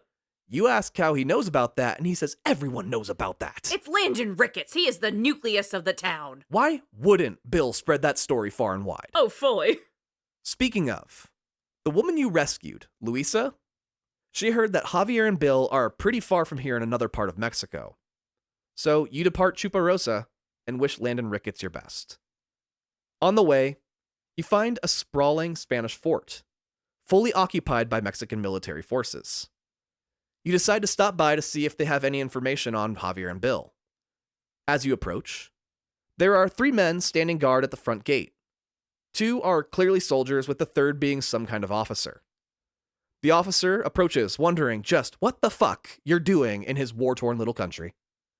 You ask to speak to the commander, as you're looking for someone and he might know where they went. The officer asks what's wrong. Is he not good enough to speak to you? His commander is the president of Mexico. What makes you think you can just waltz in here and demand a meeting with the president of Mexico? The soldiers ready their guns and advance on you. You back up saying, whoa, I'm sorry. Maybe you can help me. The officer bursts into laughter and goes, oh man, I really had you there. You go, yeah, between the threatening stares and guns, you really had me. The officer says, welcome to Mexico, amigo. He beckons you to a table and offers you food and drink, introducing himself as Captain Vincent de Santa. De Santa. Yeah. Rockstar only has like the 1 book of names. Right, exactly.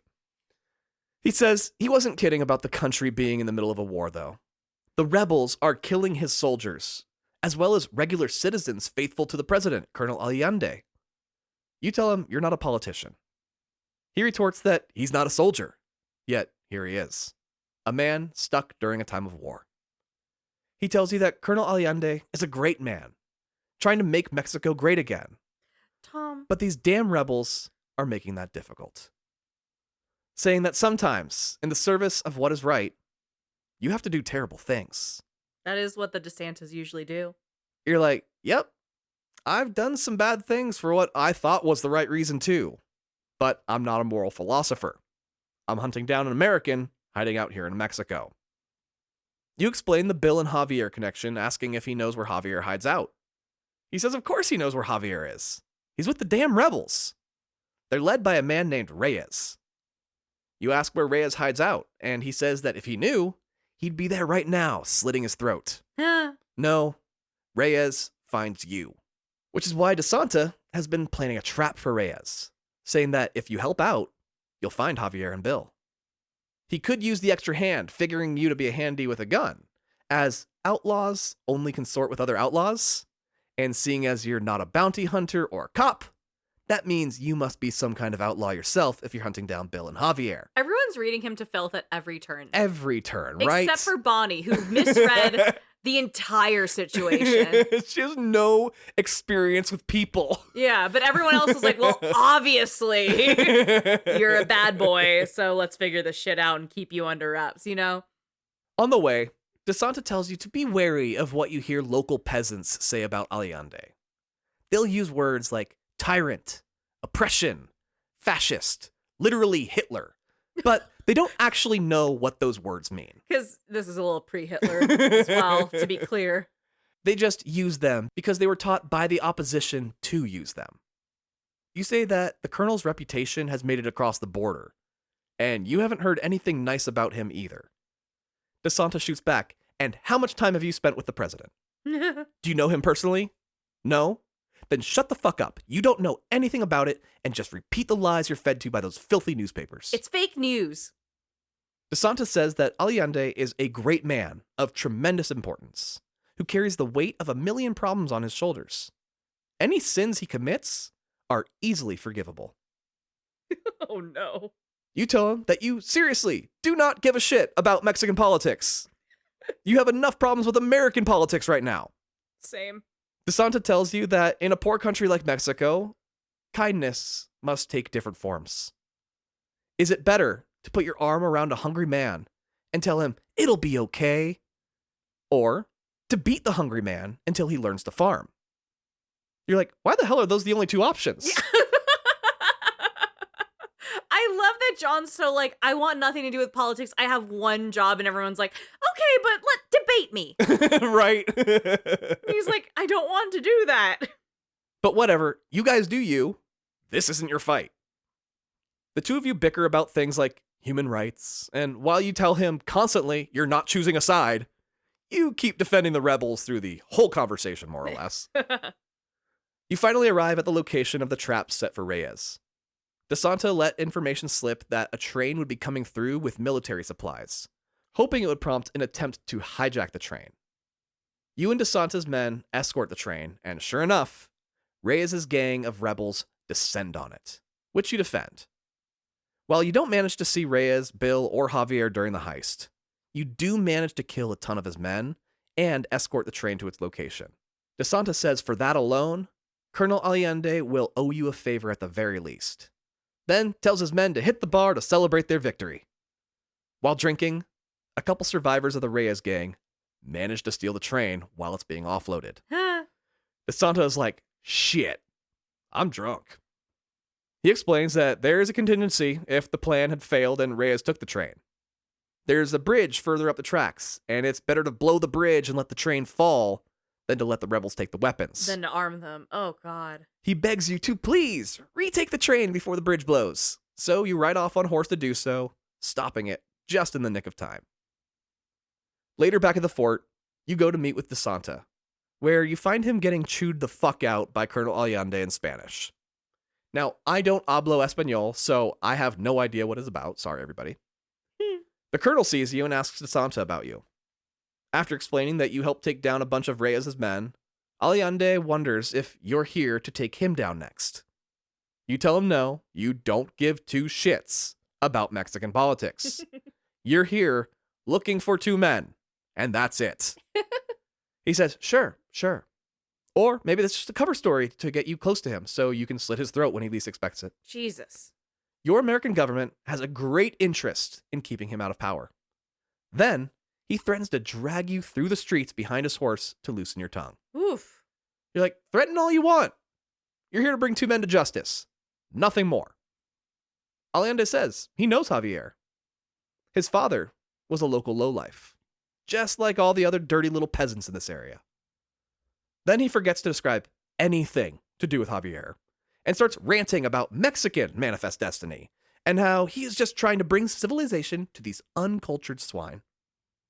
He agrees to help you find Javier, because he is just another ant that needs to be crushed under his boot anyway. Oh, God.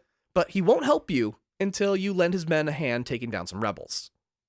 On the way, you tell DeSanta you're not impressed with Allende. He's kind of a dick. Again, not into politics, but your boy sucks. DeSanta says that you're not a great man, so you could never understand a great man like Allende. You find a rebel hideout in an old abandoned village and clear it of fighters. Then DeSanta's men start rounding up all the wives of the dead rebel fighters to take back to Allende's living quarters for inspection. Oh, I hate that. You're like, hold the fuck on. I didn't sign up for sex trafficking. And DeSanta says that if you want to find Javier, then yes, you did sign up for it. There has to be another option. Now, burn down their homes and let's go back to the fort. Oh, we're just gonna throw arson on top of this. Yeah, Allende always gives his leftovers to the troops, and we wouldn't want to miss out on that now, would we? Leftovers. You tell them to go ahead without you, and then go out to wander the wilderness a bit, wondering if all this is even worth it. It's not. Mexico, though, otherwise, is a great section of the game. It has some of the most stunning landscapes in the series, and most fun interactions between characters, as John doesn't speak Spanish really, and it results in a lot of mishaps and misunderstandings. Crazy, wacky happenstances. For a lot of people, Mexico is the highlight of the game entirely, as it deals with some of the most intense story moments as well, as we've already witnessed. Yeah. But through interacting with people in the towns, you realize that most of these people aren't even rebels. They're just regular folks trying to exist while a bunch of men have a pissing match over control. You can't quit now, as you're only involved in this bullshit because of Javier and Bill, realizing that you have to kill them if you want to escape it all. When you arrive back at the fort, DeSanta is escorting two unwilling ladies to Colonel Allende. You're absolutely revolted by everything you're seeing, but put it on the back burner when Allende offers you $20,000 in Javier's location for one last job. Sheesh. DeSanta stays behind on this one, and you get to talking with one of his soldiers.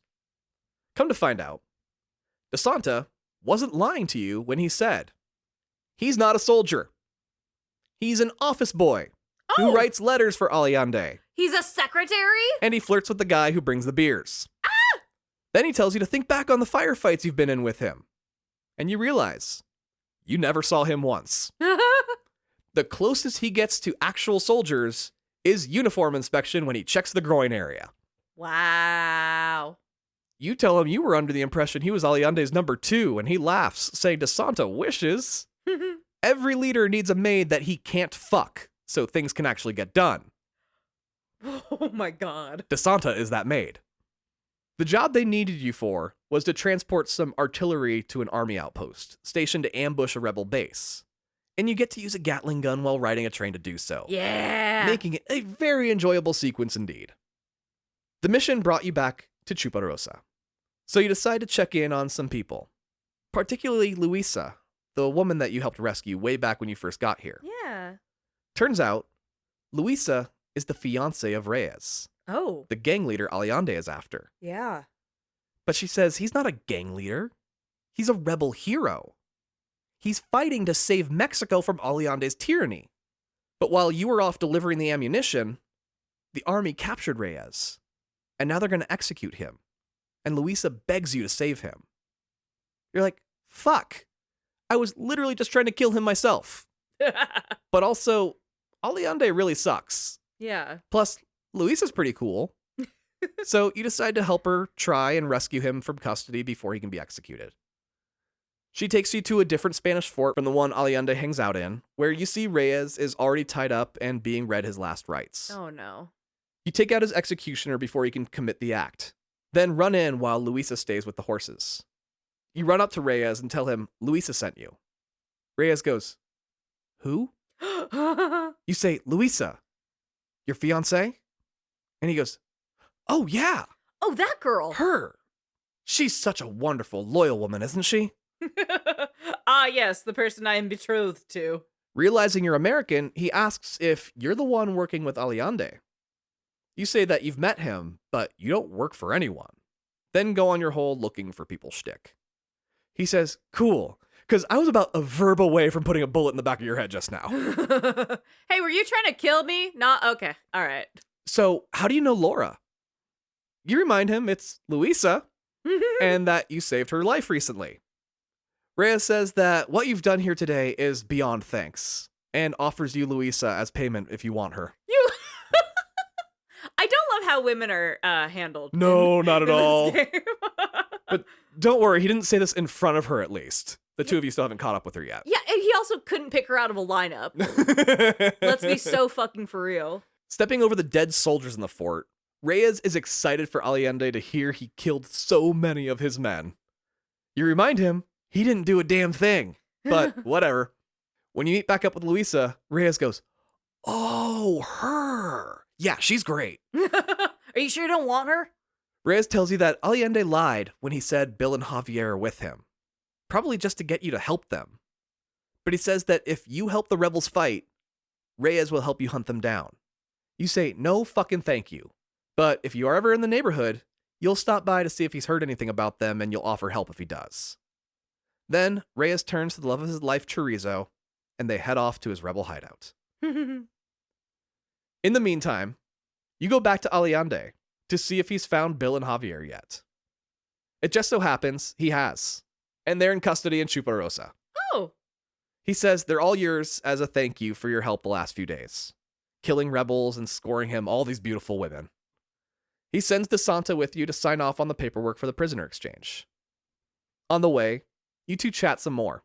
He explains that he would never touch a woman the way the colonel does. He's not interested in women that way.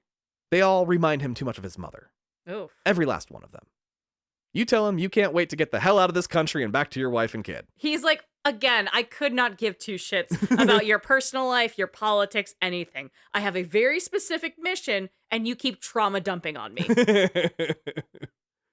You arrive in Chuparosa and ask DeSanta where they're being kept. He says they're being held in the church.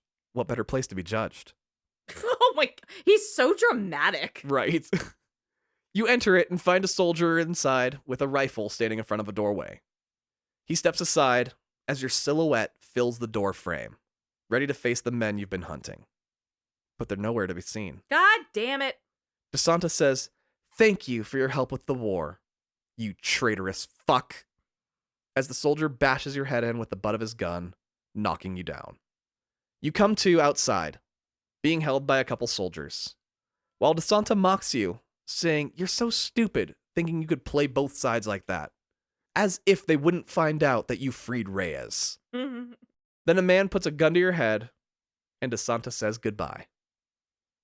A shot rings out, and the head of the soldier holding the gun explodes in a mist of red. Yeah. Everyone looks around, and Reyes can be seen on a balcony having just sniped the guy about to kill you. Let's go. He tells you to run as you break free during the confusion of the other rebels springing up all over town and opening fire.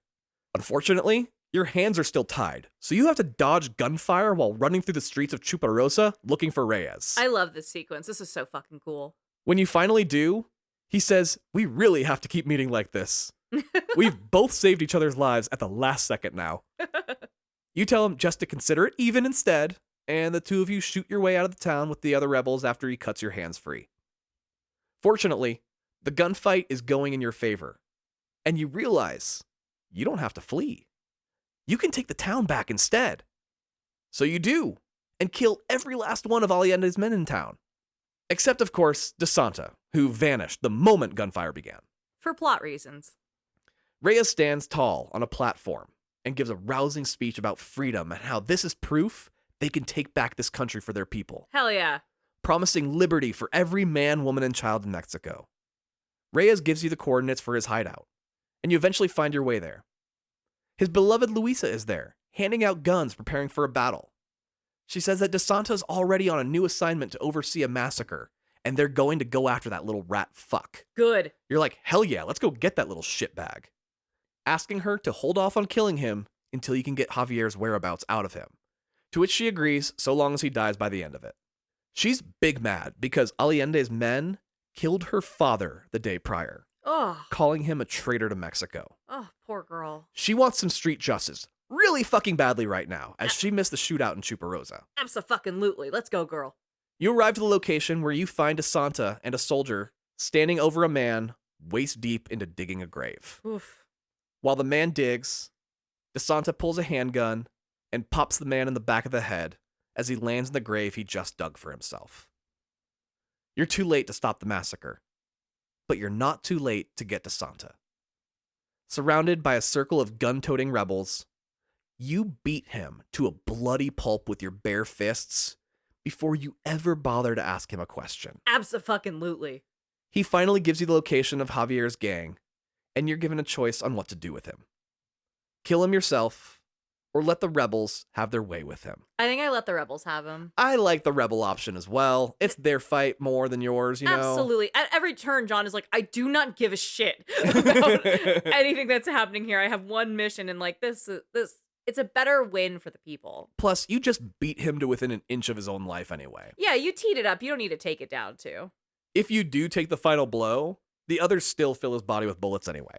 Just because, like, fuck you. Yeah. I love that. Full of bloodlust, the rebels turn and say, well, what are we waiting for? Let's go get Allende. You're like, I'm sorry. I can't. I need to go after Javier. You can't risk him moving on. One rebel agrees to go with you, saying that Javier is a known outlaw who has killed many. You're going to need some backup. For a while, people thought Javier would be a rebel leader just like Reyes.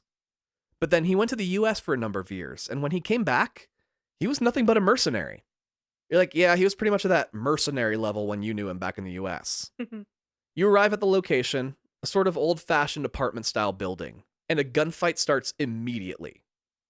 It's late at night, so women run by screaming in night clothes while the men have a battle. Oof. Once it's over, you ask one of the women where Javier is, and she says he hasn't been here in months. God damn it. This is a brothel. People don't stick around here for much longer than a day typically, making you realize that DeSanta's last act was to have you shoot up a woman-owned business. That motherfucker. No, he hated his mom. I hate. He's the fucking worst, and I hate him, and I'm glad he's dead.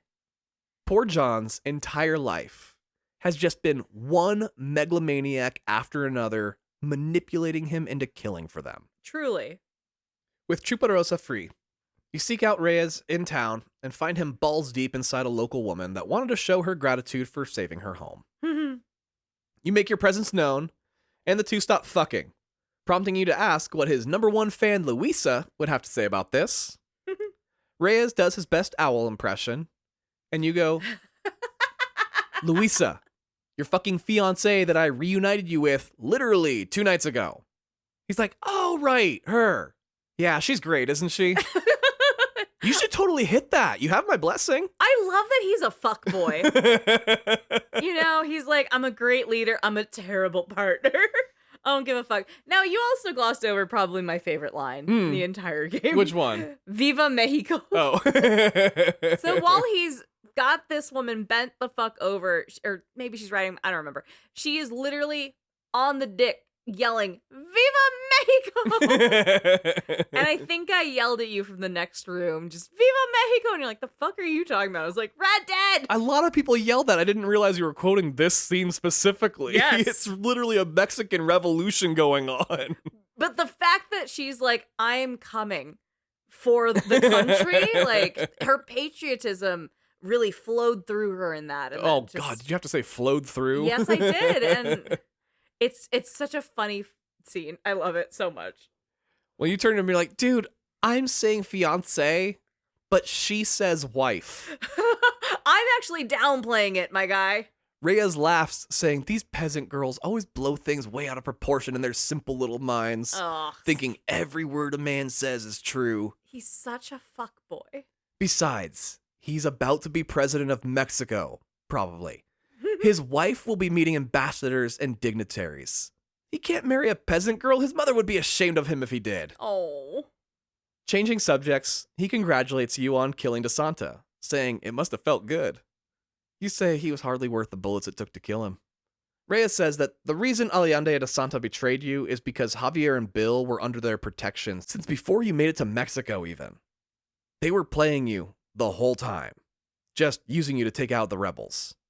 But now he knows where Javier is, at least. He fucked his way to the truth. With one of Allande's last battalions in the same Spanish fort you saved Reyes from when you first met.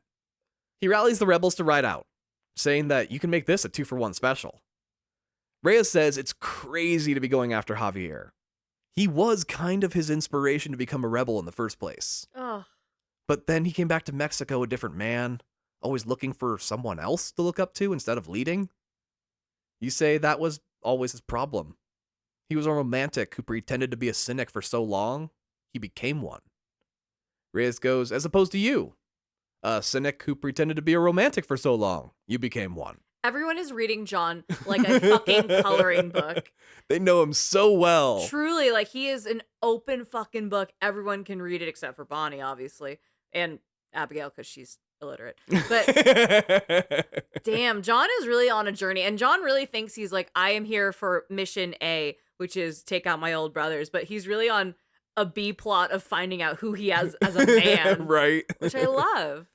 You say, whatever. But either way, it all came from your gang's leader, Dutch. You know, a good fuckboy can read people really well, so they know how to play them. So That's true, yeah. I get how he's doing this, but it's still just, it's so fascinating. Javier looked up to Dutch, and as he changed, Javier just kept following. You heard through the grapevine, though, that Dutch eventually went too far for even Javier, and that's when he returned to Mexico, realizing the man he believed knew all the answers was a fraud. It's so hard with the fall of Dutch Vanderlyn. Right, so many people were affected by it. Yeah, and you know, I am going to point back to brain damage. He gets knocked pretty hard, and he gets a full-on concussion, and he tells, like, Arthur and Lenny, like, my fucking brain is rattled. Yeah. And he's never the same after that. I am not okay. Yeah. You say things between you two probably would be different if afterward he had come around, apologized for leaving you for dead, believing Dutch over you, and generally betraying a dozen years of brotherhood. But he didn't. So now he has to die by your hand. Then you can return home to your wife and kid. You ask what Reyes will do when Allende is defeated. Reyes says he will give the greatest speech of his life. What are you going to do? I'm going to Disneyland. Yeah. But, like, I'm going to have everyone clap for me. You're like, cool. But you meant, like, after that even. He says that he will march on the capital itself and take over the entire country, of course. Oh, God. You're like, you don't get it. What's your plan as leader of Mexico? What are your platforms, my guy? Reyes goes, oh, delegation. I'll tell everyone else what to do. Making you give up on this line of questioning entirely. Yeah. Arriving just outside the fort, Reyes fills you in on the next stage of the plan. You're going to take a wagon full of explosives and ride as fast as you can toward the front gate. Don't worry, the wick he's using is pretty long, so it shouldn't explode early. Then you'll need to jump off before the wagon and horses explode the front door open. Easy peasy. Before you can question the plan, he lights the wick and yells, "Hiya!" Oh, God. You leap in time, and the doors blow open, allowing the rebels to run in, guns blazing. When you enter the fort, Reyes tells you to go hunt for Javier, saying he and the rebels will take it from here. Finally, after all this time, you find Javier Escuela, alone in a supply closet, freaking out all by himself. Javi. He looks disheveled, like he's been on the run for as long as you've been looking for him, wearing a big sombrero on his head and dirt covering every inch of him. He sees you holding your pistol at him and says, "Hello, brother. It's good to see you." Ugh. He tells you to put the gun down. You would never shoot a family member, would you? You tell him that you were family until the day he and Dutch went crazy. When you became dead to them, they became dead to you. Javier tells you that Dutch assured him you were dead, so he believed it. It's not his fault Dutch lied. Begging you to let him live, as regardless of where your lives have led, both of you are now, for some fucking reason, working for government officials that are pitting you against each other. Plus, fuck Bill and Dutch. You want him? Because he knows exactly where both of them are, and he'll take you straight to them. You cock your pistol saying, "You left me to die to save your own skin, and now you're turning on two others to save it again." Javier says, "Come on, John. I've always loved you. Even now." Ugh. As he says, "even now," he pushes a crate of supplies on top of you and jumps out a window yelling, "You'll never catch me, John!" This motherfucker.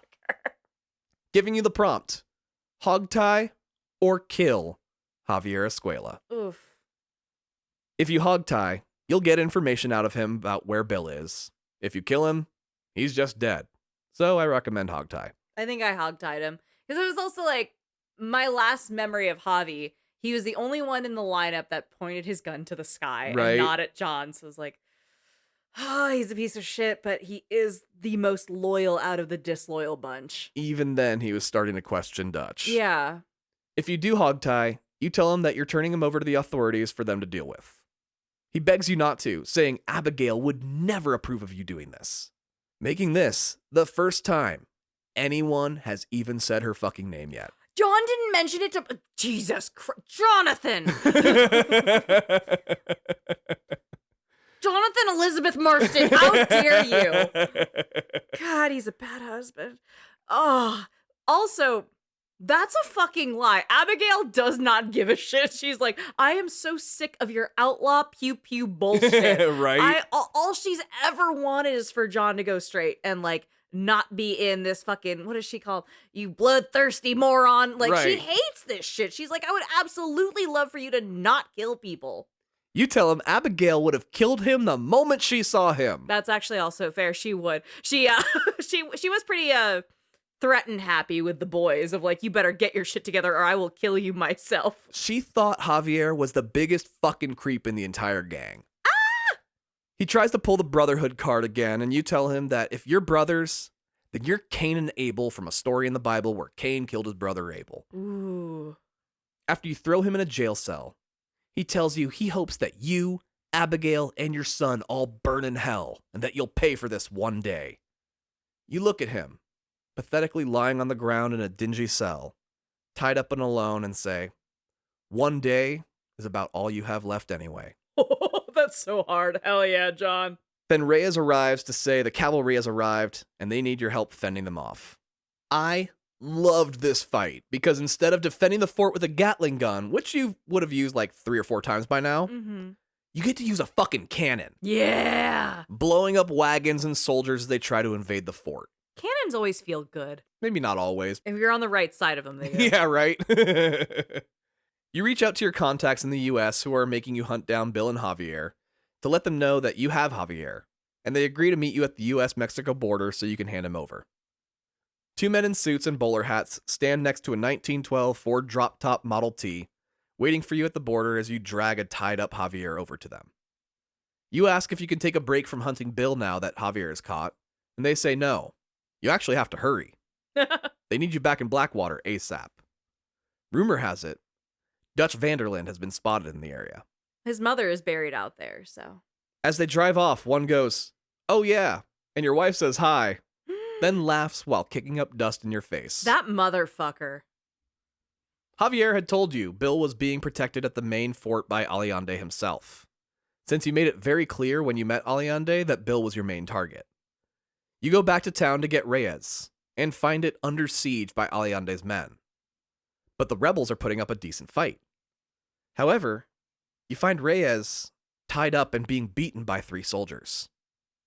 Reyes sees you approaching and laughs, welcoming you back to Mexico. You tell the soldiers to stop beating on him and they turn their guns on you. You pull yours, saying they really don't want to do this. From the side, Luisa comes running at the soldiers with a big-ass knife. They turn and fire on her, Ugh. which drops you into Deadeye, allowing you to take them all out in a fraction of a second, while Luisa bleeds out, having saved the husband who doesn't even know her name. After freeing Reyes, you retake the town once more, and Reyes gives another rousing speech to inspire the rebels to join you on invading Allende's fortress. You all ride out and quickly overtake it, as you've already killed so many of his forces. But Allende being the boss, he sneaks out a back door, and you see Bill running with him, so you give chase. Yeah. They get inside a wagon with a Gatling gun hanging out the back. Gatling guns are just handed out like fucking candy out They're here. fucking everywhere in the Wild West. Jesus. You ride on your horse chasing them, dodging bullets as well as Bill's barbs about passing Abigail around the gang members like a jug of whiskey. The only people who have mentioned her name are Javi and Bill, which is concerning for me. You finally stop the armored wagon, and Allende calls from inside that he surrenders. You can have Bill if you let Allende live. He throws Bill from the wagon and stands on his back with a sword drawn. Bill tries to shout some more insults in his final moments, but he's not the only person here with a price on their head. While you and Bill argue, Reyes takes matters into his own hands and kills Allende since he's just kind of standing there defenseless. Hell yeah, let's go. Bill says he'll come peacefully now, but you don't care, and blow his brains out like he fucking deserves. Absolutely. Reyes shouts, "Mexico is mine!" Then turns to you, takes a bow, and rides off to give that grand speech he promised he would deliver. It's all he's ever wanted. You catch up back in town sometime after the speech to say goodbye. Reyes thanks you for all you did to help liberate Mexico. You say that the people who lost their lives deserve the thanks more than you. People like Luisa. Reyes goes, "Yeah, such a tragic loss. She was so brave." Who was she again? Oh my god, dude. You go, "Your wife." He's like, "Right, her, of course. Today will forever be known as Laura's Day." John needs to punch him. Just a quick one just to reset, because he's being a dick. You say, "Luisa." And Reyes says, "Yeah, her too. But Laura is so hot. You should see her. You can have her if you want." Oh my god. Man. He asks if you'll ride on the Capitol with him, but you say no. You're needed back in Blackwater, and wish him luck on his revolution. With the fate of Mexico now in the hands of its people, you return to the U.S. and head back to Blackwater, giving you your first real opportunity to look around. It's the big city of the era, with actual paved roads and sidewalks. The largest city in the game at the very least. You head into a government building to see your contact, a man named Edgar Ross. He's one of the bowler hat wearing men you gave Javier over to. You come in hot demanding your wife and son, saying you did what they asked, and that if they don't take you to Abigail and Jack, you'll blow his fucking brains out right here. Good. Mr. Ross tells you to calm down. There's somewhere safe. And by somewhere, he means he can't remember right now anyway. Ugh. But he hears it's nice this time of year. I hate him so much. Then Mr. Ross reminds you that in pursuit of Javier and Bill, you killed a whole shitload of people along the way. So he has every right to arrest you right now and have you executed. Besides, the deal was for the remaining members of the gang. Dutch Vanderlinde is still on the loose. When Dutch was in hiding, they understood you wouldn't be able to find him, so they were going to excuse you for that one. But now he's been spotted, so he's no longer in hiding. They really were like, we were going to give you a pass, but come on, dude. Jesus. If the cops kill him, it could turn him into some kind of martyr, meaning you have to finish the job. We cannot allow this man to be a folk hero. Yeah, the people here, it was just an old gang member dispute that ended his life instead. Mr. Ross's partner, the other bowler hat-wearing man named Mr. Fordham, joins the two of you to relay Dutch's whereabouts, saying he's with some gang members near a local riverbed. You get in the back seat of their car, and Mr. Fordham drives the three of you out of town, with you complaining about how slow the car is the entire way. They chat a bit, and at one point, Mr. Fordham insults you for no reason, and you snap back, "Son of a whore." Then Mr. Ross goes, "Actually, I've seen your file, Mr. Marston, and your mother was the whore. Your file also says you've killed hundreds of people and robbed at least 40 banks that we're aware of." You respond, "Well, we heard there was a prize when you got to 50. Stop! God damn. Oh, John. They yell at you for making light of it all, and you tell them you just want your family. Mr. Ross says that those men you killed wanted their families too. But you don't seem to care about those families, do you, John? He says he's proud of you for turning your life around and getting a chicken farm or what the fuck you're pretending to do out there. But you don't get to live the life you did and then just get to set off into the sunset because you didn't feel like doing it anymore. You belong in a cell or a grave, just like all these other bastards you're rounding up. Misters Ross and Fordham are giving you a chance to do exactly what you want, but you don't deserve it until they say you've earned it. You say that once Dutch is dead, they'll just sick you onto someone else. Mr. Ross tells you that you'd deserve it if they did, but they're not going to. They don't like spending any more time with you than you like spending time with them. I love that he's gonna get his contract, like, sealed because they hate him. Yeah. It works. Once this is over, you get to go back to playing make-believe until you screw up again, and then all bets are off. This is your only path to redemption, Mr. Marston. A Red Dead Redemption. They pull the car up to an overlook down to the river below. There's an abandoned riverboat with a big paddle in the dock. Mr. Fordham goes with you, saying that Dutch is allegedly on that boat. It's old and decrepit with moss and mold covering everything. As you approach, the two of you hear someone screaming from inside. Mr. Fordham says he'll stay here and tells you to go inside. Oh, so brave. You search the boat and find a man tied up with a sack on his head shouting. You call for Fordham, and when he arrives, he removes the sack to reveal a panicking Native American man underneath. Fordham says, "Shit, this is our informant." The man yells, "It's a trap," and collapses, Oh. but is still alive. Fordham tells you to carry the man as gang members swarm the boat and engage you in a gunfight. After fighting your way back off the boat, you can see that Mr. Ross was just standing on the cliffside watching the whole time. Dipshit. You get to the car and load the informant into the back seat.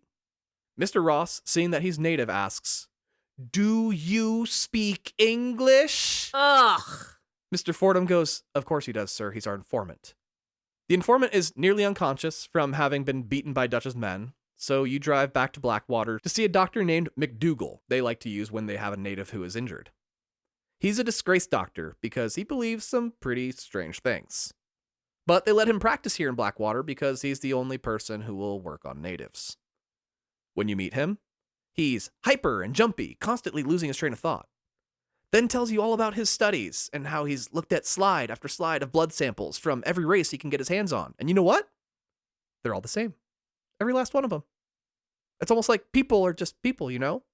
Do you want some cocaine? There it is. I was waiting for it. I was like, it's not going to be leeches if he's jumpy. This is going to be the cocaine in the soda kind of doctor. Actually, I have an extra syringe full. It's great stuff. Ooh, a syringe full of cocaine. The informant, whose name is Nostis, enters the room, having recovered enough to walk around, and Dr. McDougal greets him, saying, "Hello! I know that we city folk may not see the stars, but today we meet as equals." I almost want to write this off because he's coked out of his mind. You know, like, he off the bat is like, "Hey, did you realize that we're all the same underneath the color of our skin? Do you want some cocaine?" Like, okay, you know what? I get it. I've been to college. This is every fucking kid in college, just on cocaine and realizing that humans are humans. Then he turns to you saying that you have to speak in metaphors with these people. It's the only thing they understand. Don't be a dipshit. Come on, man. I liked you. Nostis says, "Yeah, I was raised on a reservation and went to school. My English is fine, thank you." Then he tells you that Dutch has been using his gift of gab to recruit young men on the reservation to join his gang. Oof. You ask if he knows where Dutch is, and he says he'll take you there right now. He fucking hates that guy. Yeah.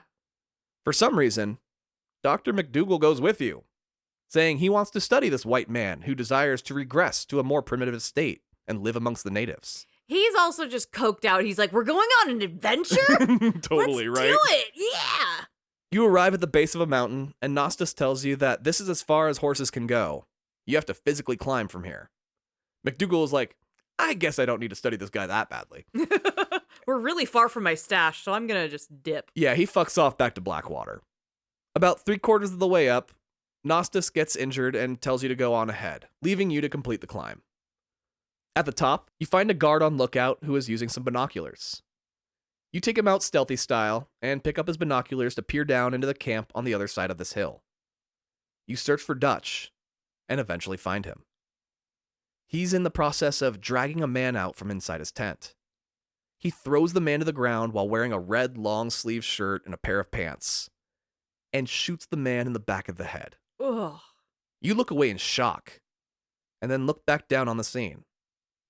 When you do, Dutch is pointing his gun directly at you and fires. Ah.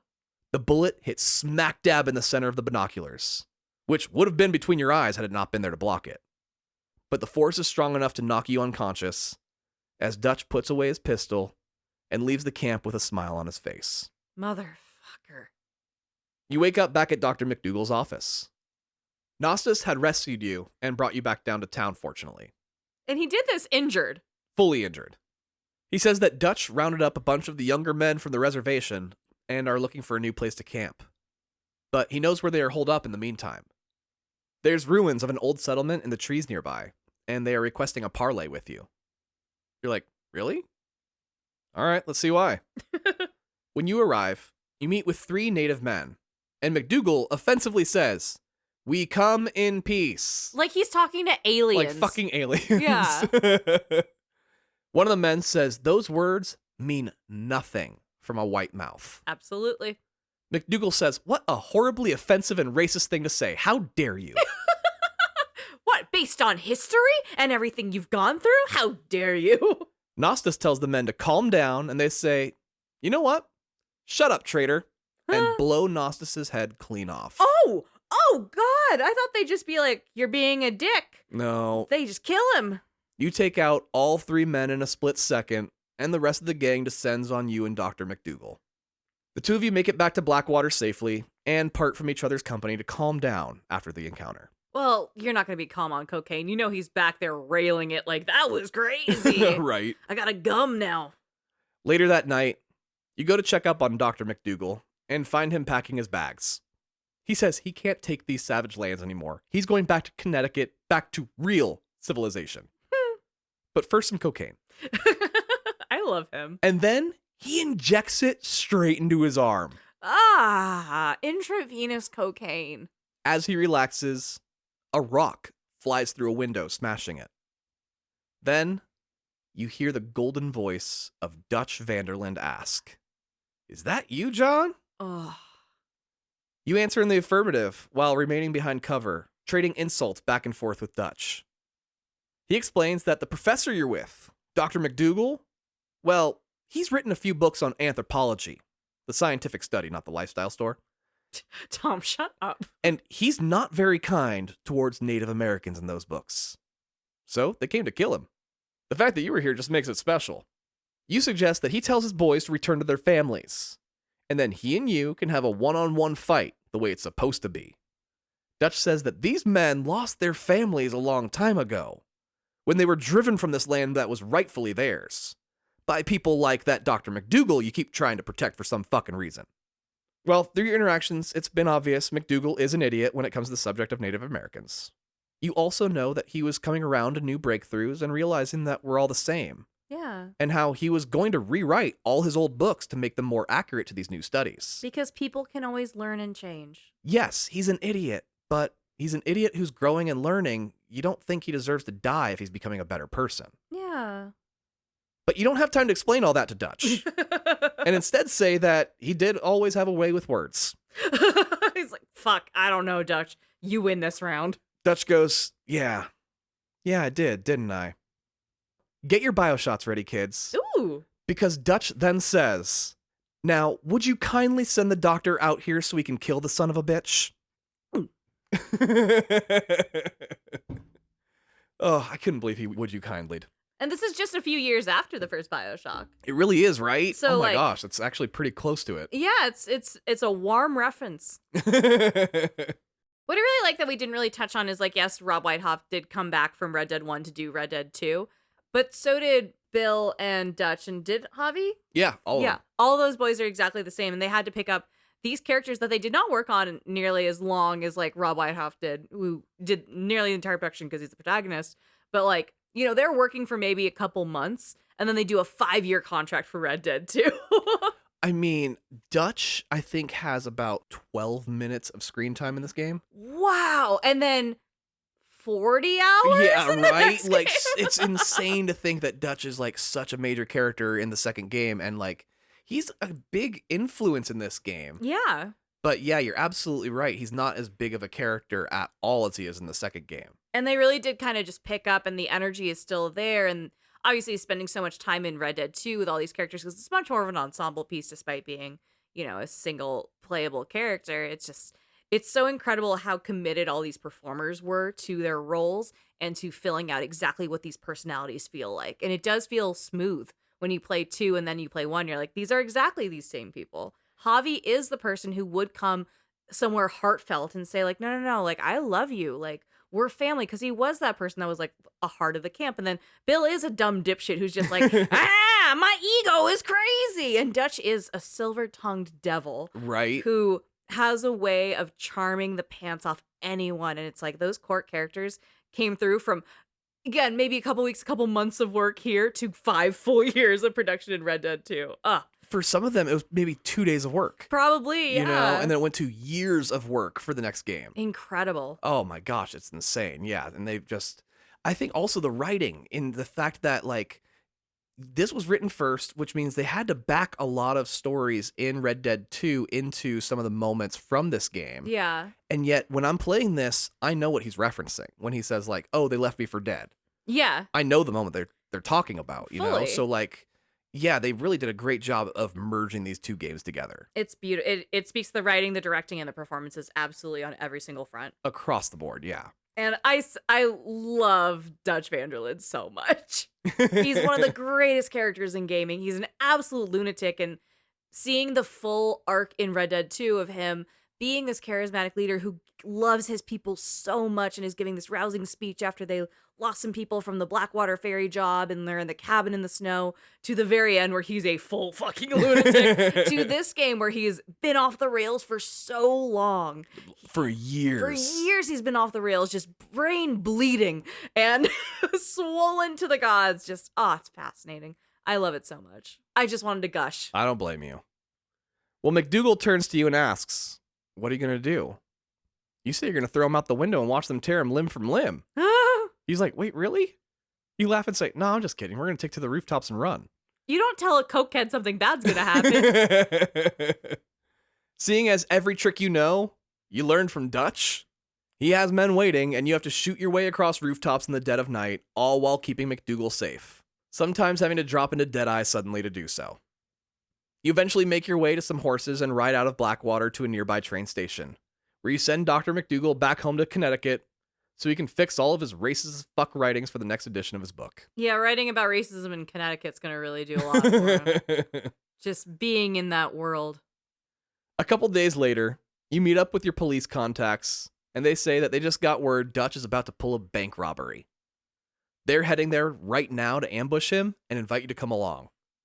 You join the ambush and engage in a firefight with Dutch's men as they try to escape the bank to no avail. Once a good majority are cleared out, you head inside to find Dutch himself. He's locked himself in the bank manager's office, and when you bust in the room, he's holding a woman hostage while one of his men holds a man hostage. Dutch says, "It's really good to see you, John," and asks how Abigail is doing. Ugh. You say you hope she's doing well, but it's been a while since you've seen her. Dutch asks about the little boy, and you say he's not so little anymore. Dutch goes, "He's what, 15? 16 now?" Time flies, doesn't it, John? You tell him to give up, it's over, and to let the woman go. Dutch says, "You always were the romantic type, weren't you, John?" Ugh. Then he addresses the police officers in the standoff and goes, "You guys know he married a whore, right? She was a member of our gang. We all had her, but he married her." Then he says, "If you want the woman, you can have her," shoving his hostage at you, and shoots her in the back of the head, Ugh. spraying her brain matter all over your faces. Ugh, it's horrible. Dutch and his partner escape while you're temporarily blinded, and you all head outside to mount up and chase after him. He stole the bank manager's car and took off, so at least their tire tracks are easy to follow. As you ride out, you realize you're riding with about 10 other men and ask Mr. Ross who these men are, police or military. He says neither, but they answer to him. That's all you need to know. That's so creepy. While you do catch up to his gang, you don't catch up to Dutch, and he escapes like the slippery little man he is. Mr. Ross asks why you didn't kill Dutch back at the bank. Do that little trick you do where you can aim really well even when someone has a hostage. Not the NPC being like, "Why didn't you use Deadeye, dipshit?" You tell him it was too dangerous, but when the time comes, you'll kill him as instructed. You won't feel good about it, but you'll do it. Mr. Ross says you'd better, and rides off back to Blackwater. While out in the wilderness, one of the side characters you encounter is one that I simply must mention. He's known simply as the Strange Man. Dun, dun, dun. He wears a top hat and a three-piece suit, sporting a pencil mustache. You discover him as a random encounter overlooking a valley. He knows you by name as you approach, and you inquire if the two of you know each other. He says he hopes so. He knows your name after all. You tell him that you have a pretty good memory for faces, and he asks if you remember Heidi McCourt's face. You don't recall anyone by that name. And the Strange Man says, that's the name of a girl Dutch Vanderlyn shot in the head during the ferry job you pulled a few years back. You also got shot during that heist. She was a pretty girl, until her eyeball was hanging out of her skull and her brains were painting the walls crimson. You confirm that you do not recall Heidi McCourt. The Strange Man says that you've forgotten far more important people than himself, and not to worry about not remembering him. He does have some missions for you, each one being a lesson in morality, such as stopping a man from cheating on his wife. He appears all over the map, too, from New Austin to Mexico. He shows up, knows more about you than you're comfortable with him knowing, then sets you on a mission. Finding it strange that you have so much respect for marriage, but so little respect for human life. On your final encounter with the Strange Man, you demand his name, saying that if he doesn't tell you, you'll fire on him. He smiles, saying that he doesn't remember his own name anyway. He turns to leave, and you shout, "Damn you," at his back. He says that many have done so before you. You unload your gun into him and watch as the bullets pass right through his body. Many have speculated on the identity of the Strange Man, my favorite being that he's a manifestation of the character Death or the Grim Reaper, or a victim of the Vanderlyn Gang destined to haunt them until they're gone, as a painting of him appears in Red Dead 2 as well. He does reference having a son at one point, hoping he turns out like John despite his flaws. He's a true mystery, and there are theories galore to explain his existence, adding to the rich lore found in the game series. I love when Rockstar's just like, what if we put in some weird supernatural shit? Like crazy weird shit and not explain any of it. Yeah, and just let it be grounded in this world. Yeah. It's so incredible. Oh man, like my favorite one being the time traveler in Red Dead 2. Who's worshipped by the cult in GTA 5. Yeah, it's all connected. Of course it's all connected. Now, Strange Man's fantastic. And he has great cadence. Like, he's just such a good silhouette of a character. Yeah, I love him.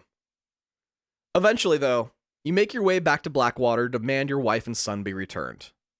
Mr. Ross tells you that Dutch is still alive, so no. He then goes on a long speech about good and evil and their place in all of it. You say that's funny, coming from a man who kidnapped a woman and child. Mr. Ross blows it off, saying nobody's perfect. Now come on, we set a trap for Dutch. We need you to help. Outside the station is a flatbed truck with a Gatling gun turret mounted on the back. Well, they were obviously on sale because there's so many. So many. And only one cannon. The driver's cabin being fully covered in thick metal. Guess where you'll be riding?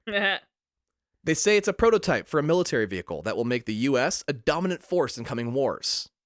You're taking it to a camp outside of town. They set it up as bait for Dutch to go after, making it appear poorly guarded but heavily stocked. By poorly guarding it and stocking it heavily. This truck should be the equalizer if they take the bait, which they do, and you unload on his gang. You leave one alive on purpose so you can follow him to Dutch's new base. On the way, you get ambushed as they blow some TNT while the truck passes over it, sending you flying from the truck bed and flipping it on its back. Ross and Fordham crawl out, quite injured, saying that it looks like Dutch has no problem killing a former student of his. They really thought keeping you nearby would ensure their safety, believing Dutch doesn't actually want to hurt you. Oh, they did not study Dutch enough. Saying he needs to be taken down today. There's really zero humanity left in him. You tell them that getting blown up is kind of your last straw. And you're not going any further. He has such high limits, you know? Mr. Ross says that's fine. He'll just have to go to the only other person he knows that knew Dutch. Abigail. Maybe she can appeal to him with her womanly ways. Ugh. You say, fine, let's fucking go then. Now, riding with a regiment of the US military, You ride on Dutch's base up in the hills surrounded by tall trees and barely an inch of snow. The soldiers blow open the gates to Dutch's compound with dynamite, and a massive battle begins between Dutch's gang and the armed forces. Dutch took over an old abandoned mine, complete with a village for the workers. The perfect place to solidify a fortress in the hillside.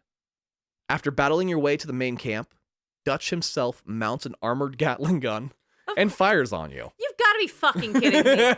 Were Gatling guns free back then? Oh, they were just everywhere. They're just fucking everywhere. Saying, it looks like it's just you and me, John. Saying he's disappointed in you, working for the government after all he taught you. You shout back that they took Abigail and Jack. You didn't have a choice. Dutch says Abigail would have married any man who asked. And Jack is nothing more than a whore's son, just like you.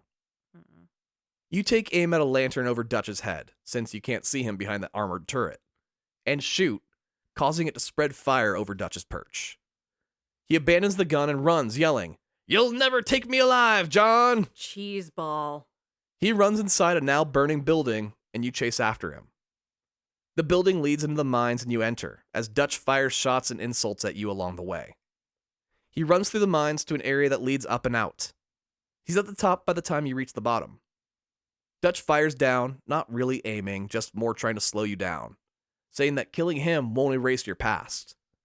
You snap back that that's where he's wrong. John's like, that's literally the agreement, dude. That's all I have. You reach the top of the scaffolding he was climbing to find it leads to an exit. Outside the mouth of the mines is nothing more than a cliff. Dutch, standing at its edge, gasping and wheezing.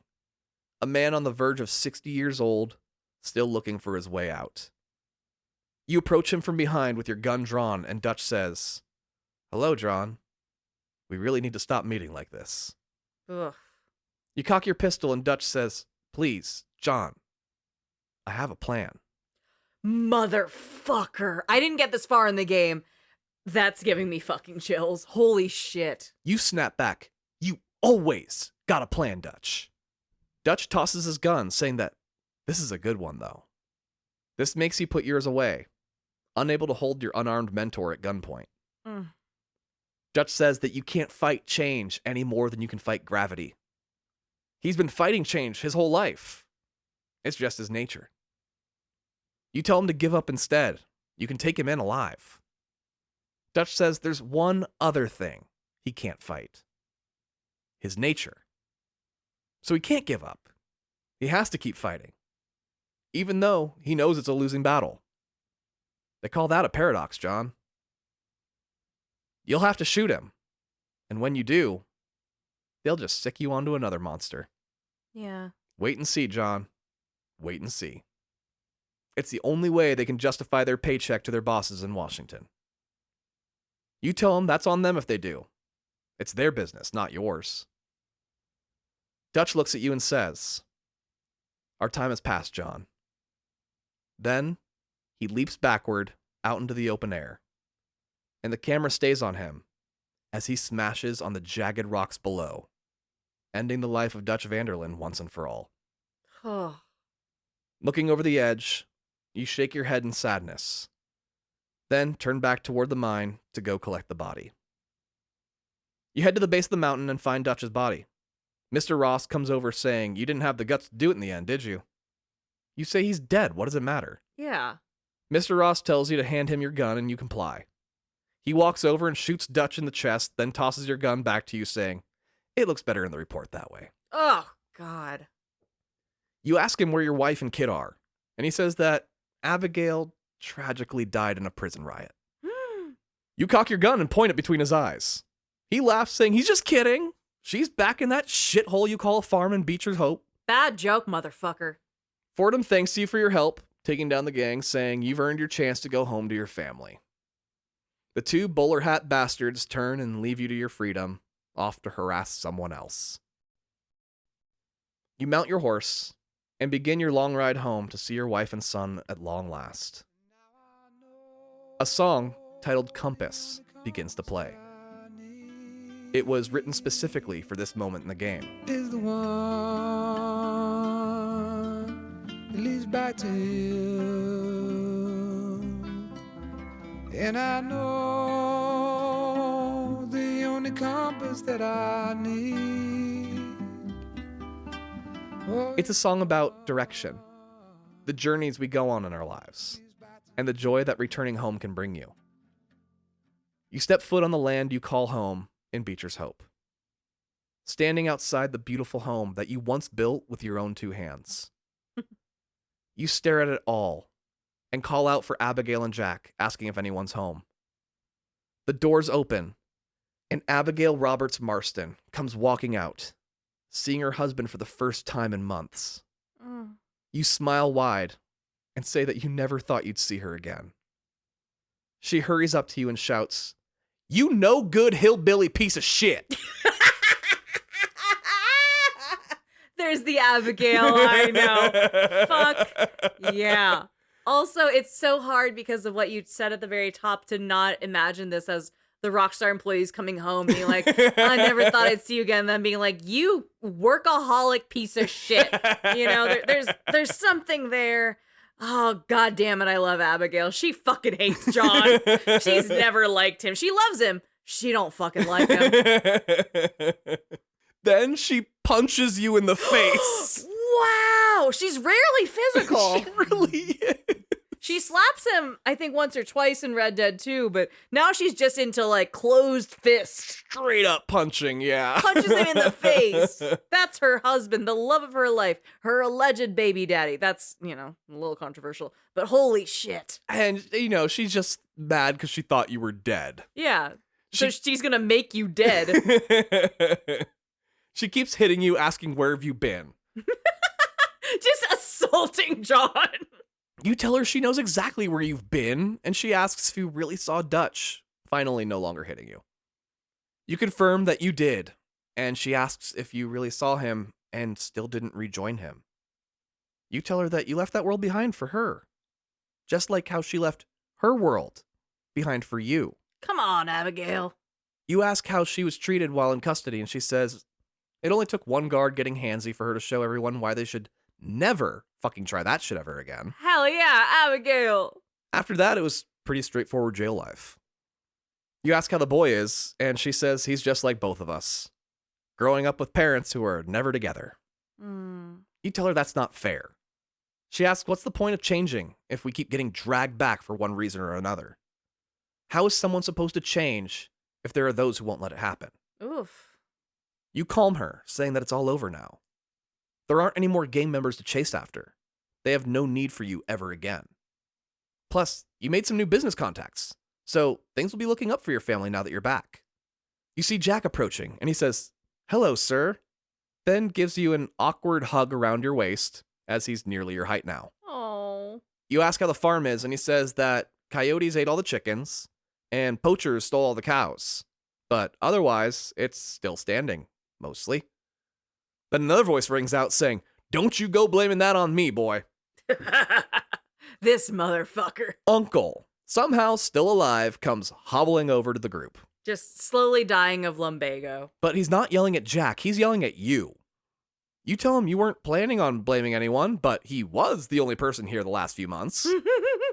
Okay, so the feds took Abigail and Jack. They looked at Uncle and they're like, honestly, that's fine. That's not gonna motivate John. No, he's probably gonna stay away longer. Yeah, he's gonna be like, oh, Uncle's in custody? I don't give a fuck. Fucking keep him. Yeah. And Uncle looks fucking awful.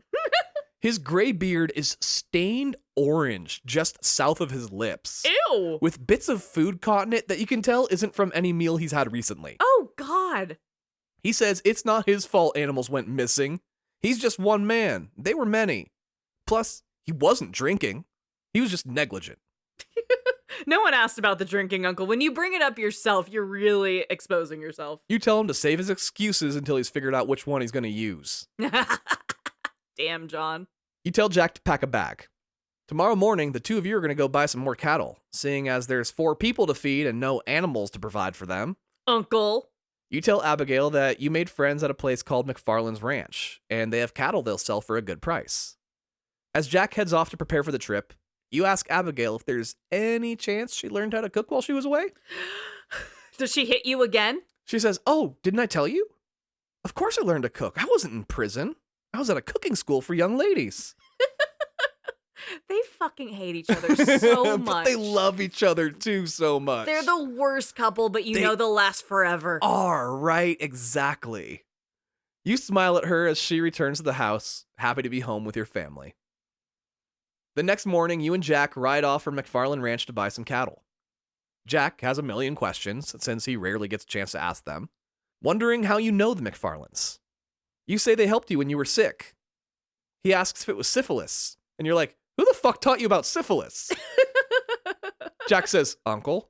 Ew! You're like, well, that makes sense. He probably has it. But no, it wasn't syphilis.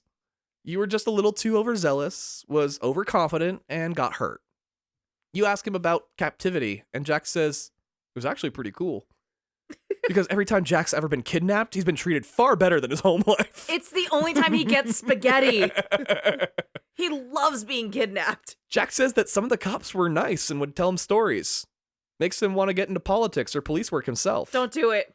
You tell him you'd prefer he find a more honest career. Jack asks, what, like you? You tell him that farm work is a good, honest living, which is the only kind of life you live. Blink, blink. Jack says he heard the police talking about Dutch and Bill and wonders if you were off seeing them. You tell them that he'll never hear those names again, so best not to worry about them anymore. Wow. Jack asks why your family left the gang, wondering if Bill and Dutch were mad at you and that's why you left. You say that when Jack is older and can understand a little better, you'll explain it all to him. But they were good men who turned bad. Nothing more. Jack asks what that makes you, and you say you're a bad man who's trying to be good. Doesn't the Bible say a man is allowed to change? Jack says you never read him the Bible, so he doesn't know. How would I know, Dad? You gave me no context for this. You go, well, I'm sure it's in there somewhere. When you arrive at the ranch, Mr. McFarland is thrilled to see you, saying Bonnie is out by the stables. He thought he'd never see you again and is delighted to be doing business with you. Over at the stables, Bonnie is pleased as pie to have you come visit, saying she'll give you her best cattle. You and Jack herd them along with Bonnie as she escorts you all off the property, asking if you ever caught Bill. You say that you settled your differences and leave it at that. She asks if Jack is your boy, and you introduce him as such. He says, hello.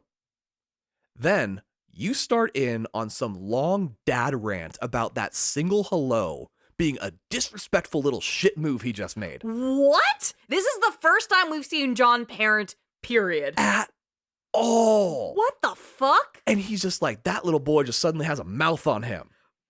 All he said was hello. John, sit down. And Bonnie's like, yeah, kids, am I right? So she changes the subject. Yeah. And asks how your wife is doing. Now that I know she exists. You tell her that you actually haven't had much time to talk yet, but she seems good. She gave me a black eye. You finally make it to the edge of the property, and Bonnie says her goodbyes once more while you and Jack drive the cattle home, fending off predators both animal and human alike. Finally, home with your 15 heads of cattle, you congratulate Jack on a job well done. We'll make a rancher out of him yet. Aw. The next day, you find Jack sitting under a tree reading a book. You ask him what it's about, and he says it's about a man who tracks down the killer of his father and gets his revenge. It's pretty good. You ask him if he wants to learn to hunt. Then he can have his own adventures and write about those. He's not excited by the idea, but you want to teach him so he can fend for himself and be a man like you. Once again, Jack hates everything outside. Entirely. Like, Arthur takes him fishing. He sits there making daisy bracelets. He fucking hates it. He's such an indoor cat, and that's okay. Well, the two of you hunt some elk, teaching him how to track, kill, and skin them. Then you take him into town so he can learn how to sell or use the parts for trade. After getting paid, he asks what his cut is. And you say that he gets to come home and eat. That's his cut. This is the most dad John has ever been. Ever. He says that's not fair, and you tell him to think of you as a politician. Hence why you should never become one. They're the bad guys who take all your money. Wow, John. Jack says he'll be rich one day. You'll see. You tell him you hope so. Then he can take care of you and Abigail when you get old. Jack says, you are old. You're in your 30s, Dad. You snap back that Uncle is old. You and Abigail are still very young by comparison. Inspired by the McFarland family, you really latch on to Jack. wanting to build this farm together, taking him under your wing and being a real father to him for the first time in his life. Yeah. But there's still resentment there. With Jack often saying that none of it matters, he'll just run off someday and he'll be on his own again. You assure him that's not going to happen again. Jack asks if Uncle is really your uncle, and you promise him he's not. You promise him there is no blood shared there. He's just an asshole. Everyone has always just called him that, probably because he's usually the oldest person in the vicinity no matter where he goes. He has big uncle energy, too. Entirely, right? Jack says that he remembers Uncle being old when he was just a kid. You say, you remember Uncle being old when you were a kid.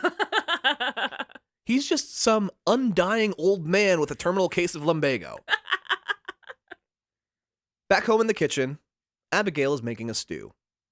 You ask what's in it, and she says it's the same poison she's been using to kill you all these years, just still hasn't taken hold yet. I love her so much. You tell her the smell alone is enough to kill a man. She laughs, saying she never was much of a cook, but she has been a good wife. At least she's tried to be. She's proud of Jack, at least, and the man he's becoming. Hoping that he chooses a better life for himself than either of you did. Praying he doesn't go off and marry a working girl like you did. You put your hand on Abigail's shoulder and say he'd be lucky to meet one if she's half as great as her. She blushes, clearly turned on by her husband's flirting. She sends you off to do some chores, and when you return, she says that a letter arrived for you. From a woman. How would she know? Something you're not telling me, John? Ooh. You tell her it's from Bonnie McFarlane, a friend who helped you once, and ask her what the letter says. She shoves it in your arms, saying you know she can't read. She can tell a woman wrote it, but she does not know what she said is crazy. Then she tells you to read it out loud so she knows what this Bonnie person is saying to you. I love jealous Abigail. We don't see her jealous ever. No, right? This is the first instance in the franchise we've seen her jealous. In the letter, Bonnie is saying that the corn in the county got eaten up by an infestation of weevils, asking you if you could deliver some corn to her farm. Abigail's like, yeah, okay, there's nothing romantic about that. She doesn't take that as a metaphor, like, what does corn mean, John? No. What's your code? Yeah, she says that if they saved your life, you owe it to them to help. Yeah. Fortunately, your corn supply is the one thing Uncle didn't fuck up while you were away. Nice. And there's some extra sacks of corn ready to go. She sends you off to be the hero, and then asks what Bonnie's like just before you depart. Is she, like, pretty? You say that she's a lot like Abigail, actually. She's a woman living in a man's world. Hearing that, Abigail decides she wants to come with you. Now, is she doing this out of jealousy, curiosity, or if she wants, like, a friend? What's your vibe on this? Curiosity. Okay. Jealous curiosity, I think, is the right way to say it, yeah. Let me scope this bitch out. Basically, yeah. Okay. Plus, Jack can look after the farm. He's a big boy now. Mm-hmm. No sense sending you off to cavort with a woman who lives an entire county away by herself when she's perfectly capable of coming along too. You're like, yeah, that's fine. Come along. There's absolutely nothing going on between us. I have crossed zero boundaries. Not but one. if you feel the need to do... She could have phrased it as like, John, we've been apart for so long. I need to catch up with you. There were so many other lies Right. she could have used to cover up the insecurity, but she's just like, nah, I'm straight up insecure. When you arrive at the ranch, Bonnie is thankful for your help, complimenting your corn harvest. Oh, Mr. Marston, I love your husks. Bonnie, his wife's right there. Oh, I've got a corn addiction. You introduce her to Abigail, and the two women get to chatting about how useless you are without a good woman there to help you survive. I love that Abigail's like, I'll bond with her. Hey, you know how John fucking sucks? The only thing he's good for is this corn hub over here. Damn it, that was good. You say that the thought of one of Abigail's rat meat stews was the only thing that kept you going the whole time you were away. And he's, again, bringing it back to the girl he's actually attached to. He's doing the right thing. Right. You know, Totally. As much as we're all shitting on him for being a terrible partner at times, he is loyal to a fault. Well, Abigail says that you're in the wrong company to be making jokes about women and their skills, with Bonnie backing up her new best friend. Hell yeah. You unload while the ladies yap, happy to see them getting along so well. You depart, and the camera lingers on Bonnie as she watches your wagon leave. Oh, because she's like, that could have been me he was making fun of. Then she looks down at the ground sadly and slowly draws circles in the sand with one of her feet. Oh. Upset that Abigail was cool as shit and fully deserving of your love and attention, knowing it would never be directed at her. Wow. Wait, Bonnie. Oh. Back on the wagon, as soon as she's out of earshot, Abigail accusatorily goes, "So Bonnie's pretty."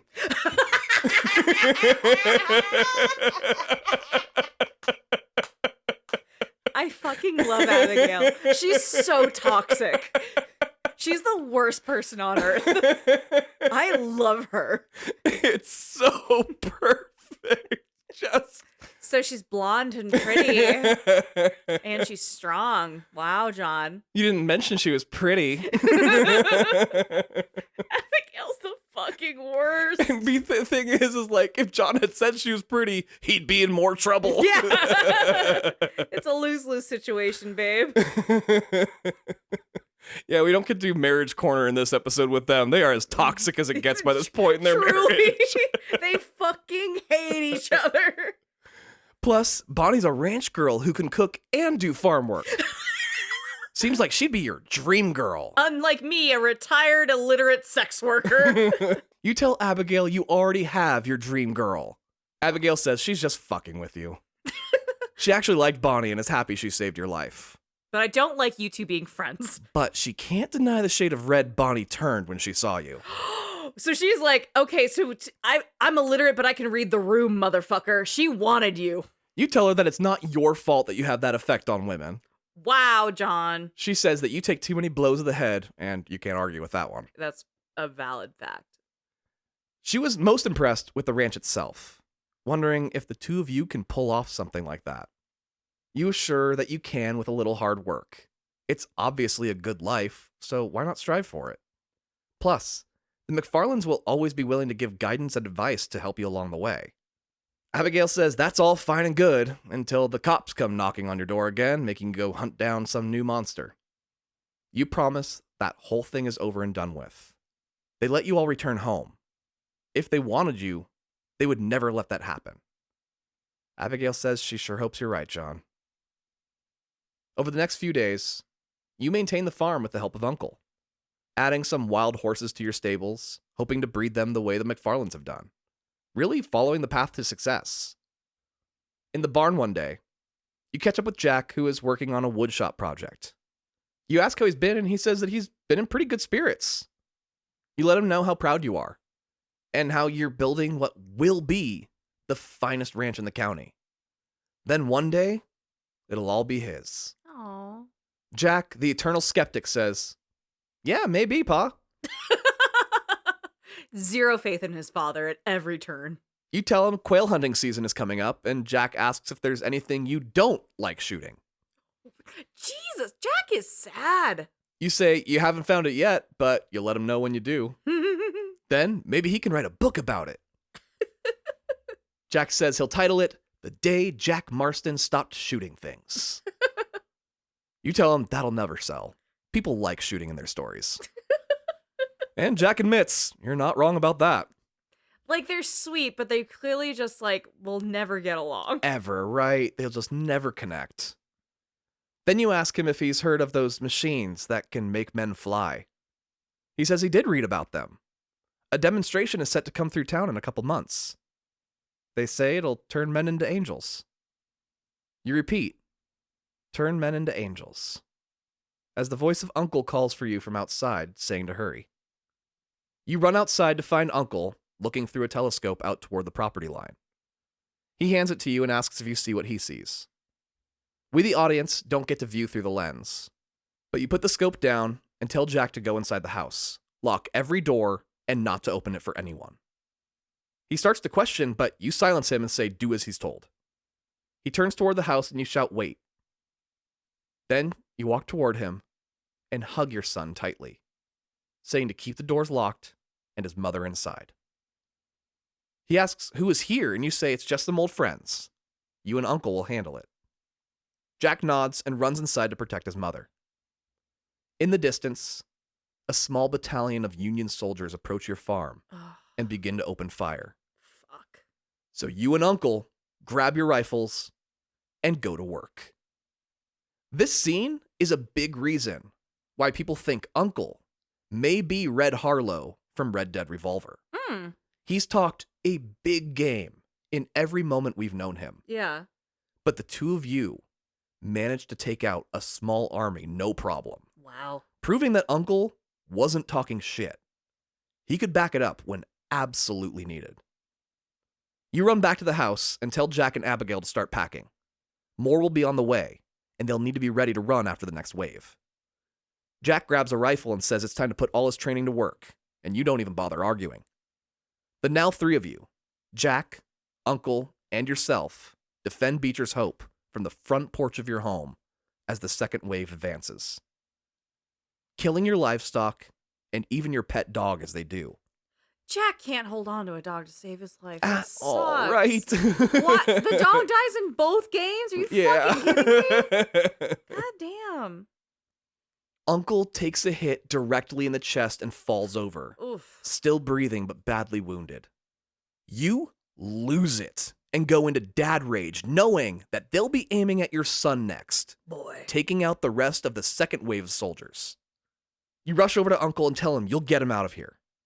Uncle coughs and says the both of you know he's not leaving this porch. Now take Abigail and Jack and don't worry about anything else. Get them out of here. At every turn, everyone that's ever loved John just wants him to be with Abigail and Jack and to be safe. And to fucking run. With their dying breath, it's all anyone's ever wanted for them. Well, as you said, Uncle takes his dying breath and falls limp. Jack cries out, "Oh my God, they killed Uncle!" Those bastards! Abigail joins you on the porch so she can say her goodbyes to Uncle, and the three of you head toward the stables on the other side of the property.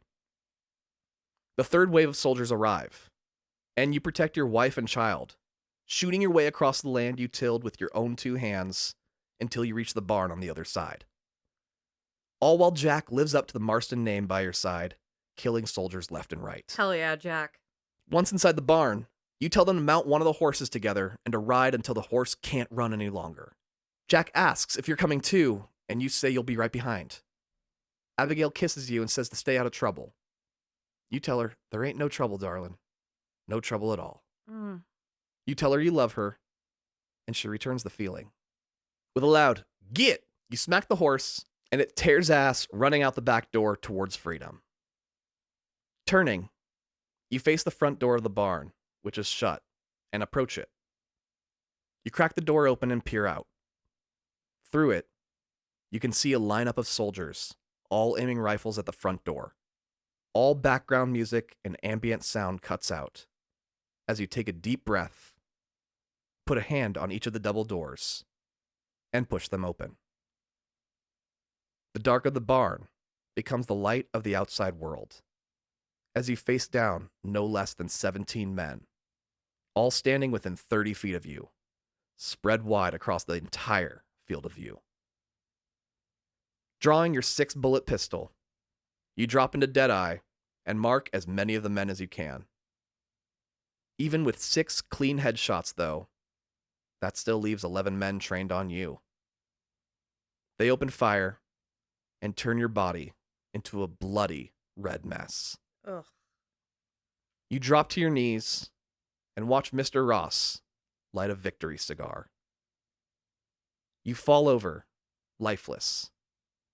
And Mr. Ross nonchalantly steps over the body of his partner, Mr. Fordham, who you managed to kill during the exchange, leaving your farm once and for all. Now, with Jack and Abigail, you take over as young Jack, in control of the horse you and your mother are riding. Abigail says she heard gunshots and begs you to turn back to the farm, so you oblige her request. In front of the barn, your father's body lays in the dirt, surrounded by blood and covered in bullet wounds. Abigail runs to him and cries. You walk over to your mother, unsure what to make of the man who was once your father. So you reach out to her and comfort your mother in her time of need. She hugs you, and the scene fades to black. You and your mother stand over your father's fresh grave, a wooden cross marking his birth and death at the young age of 38. The inscription reading, "Loving husband and father, blessed be the peacemakers." Oof. The scene fades again and returns back to the grave marker. Only it's weathered and worn. The words are faded and the cross is lopsided, signifying that many years have passed. A man stands at the grave, head bowed in prayer. He stands and turns, looking directly into the camera. The now adult Jack Marston, Oh. who, if you ask me and a certain number of fans, looks a lot more like Javier than he does John. It's a lot of the mustache. Yeah, The- but the facial hair does a lot of the heavy lifting on that. maybe that's just because I've only ever known John with giant scars across his face. Yeah. The camera pulls back, revealing a freshly buried second grave for Abigail Marston, revealing it to be 1914, 3 years after John's death. You are once again in control of Jack, with a voice that's way younger than it probably should sound, especially considering John's gravelly-ass smoker voice. But you are about 19 years old now. This is the epilogue section. Now you can finish any side quests that you didn't complete as John, and the world is open to you however you want to travel. Even Mexico. But don't expect time to have really passed in the towns or anywhere else. It's like time froze from when John was alive, and the quests pick up as if you were playing as John still. Even if you're in the middle of a quest chain, everyone will just adjust and refer to you as Jack or Mr. Marston, but it's like they're still talking to John. The Mr. Marston does a lot of the coverage on that. Yeah, it really does, right? In Blackwater, you see a man wearing a bowler hat and approach him. You ask if he's a government agent, and he says that he is. You ask if he knows a man named Edgar Ross, and he says that he only knew him by reputation. He was a highly decorated agent, one of the best. But he retired about a year ago, moved to a lake cottage on Lake Don Julio with his wife. You thank him for the lore dump and set out for Lake Don Julio. You find Mr. Ross's house and see his wife sitting outside. You ask if Edgar Ross is home, saying you have a letter to deliver him. She says the damn Bureau will never let him retire, will they? Every time they say he's done and clear, they drag him back in. What is it this time? You say it's a letter, that's all. She tells you he went on a hunting trip with his brother and gives you the name of the river they're camped near. You find the camp where his brother is cleaning his gun after a successful day of hunting deer. He tells you that Edgar went down to the river itself to hunt ducks, saying that it must be one important letter for you to chase him all the way out here.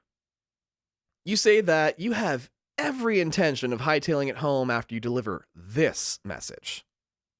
The brother wishes you luck and sends you in the direction of Edgar Ross. On the water's edge, you find him duck hunting and call out.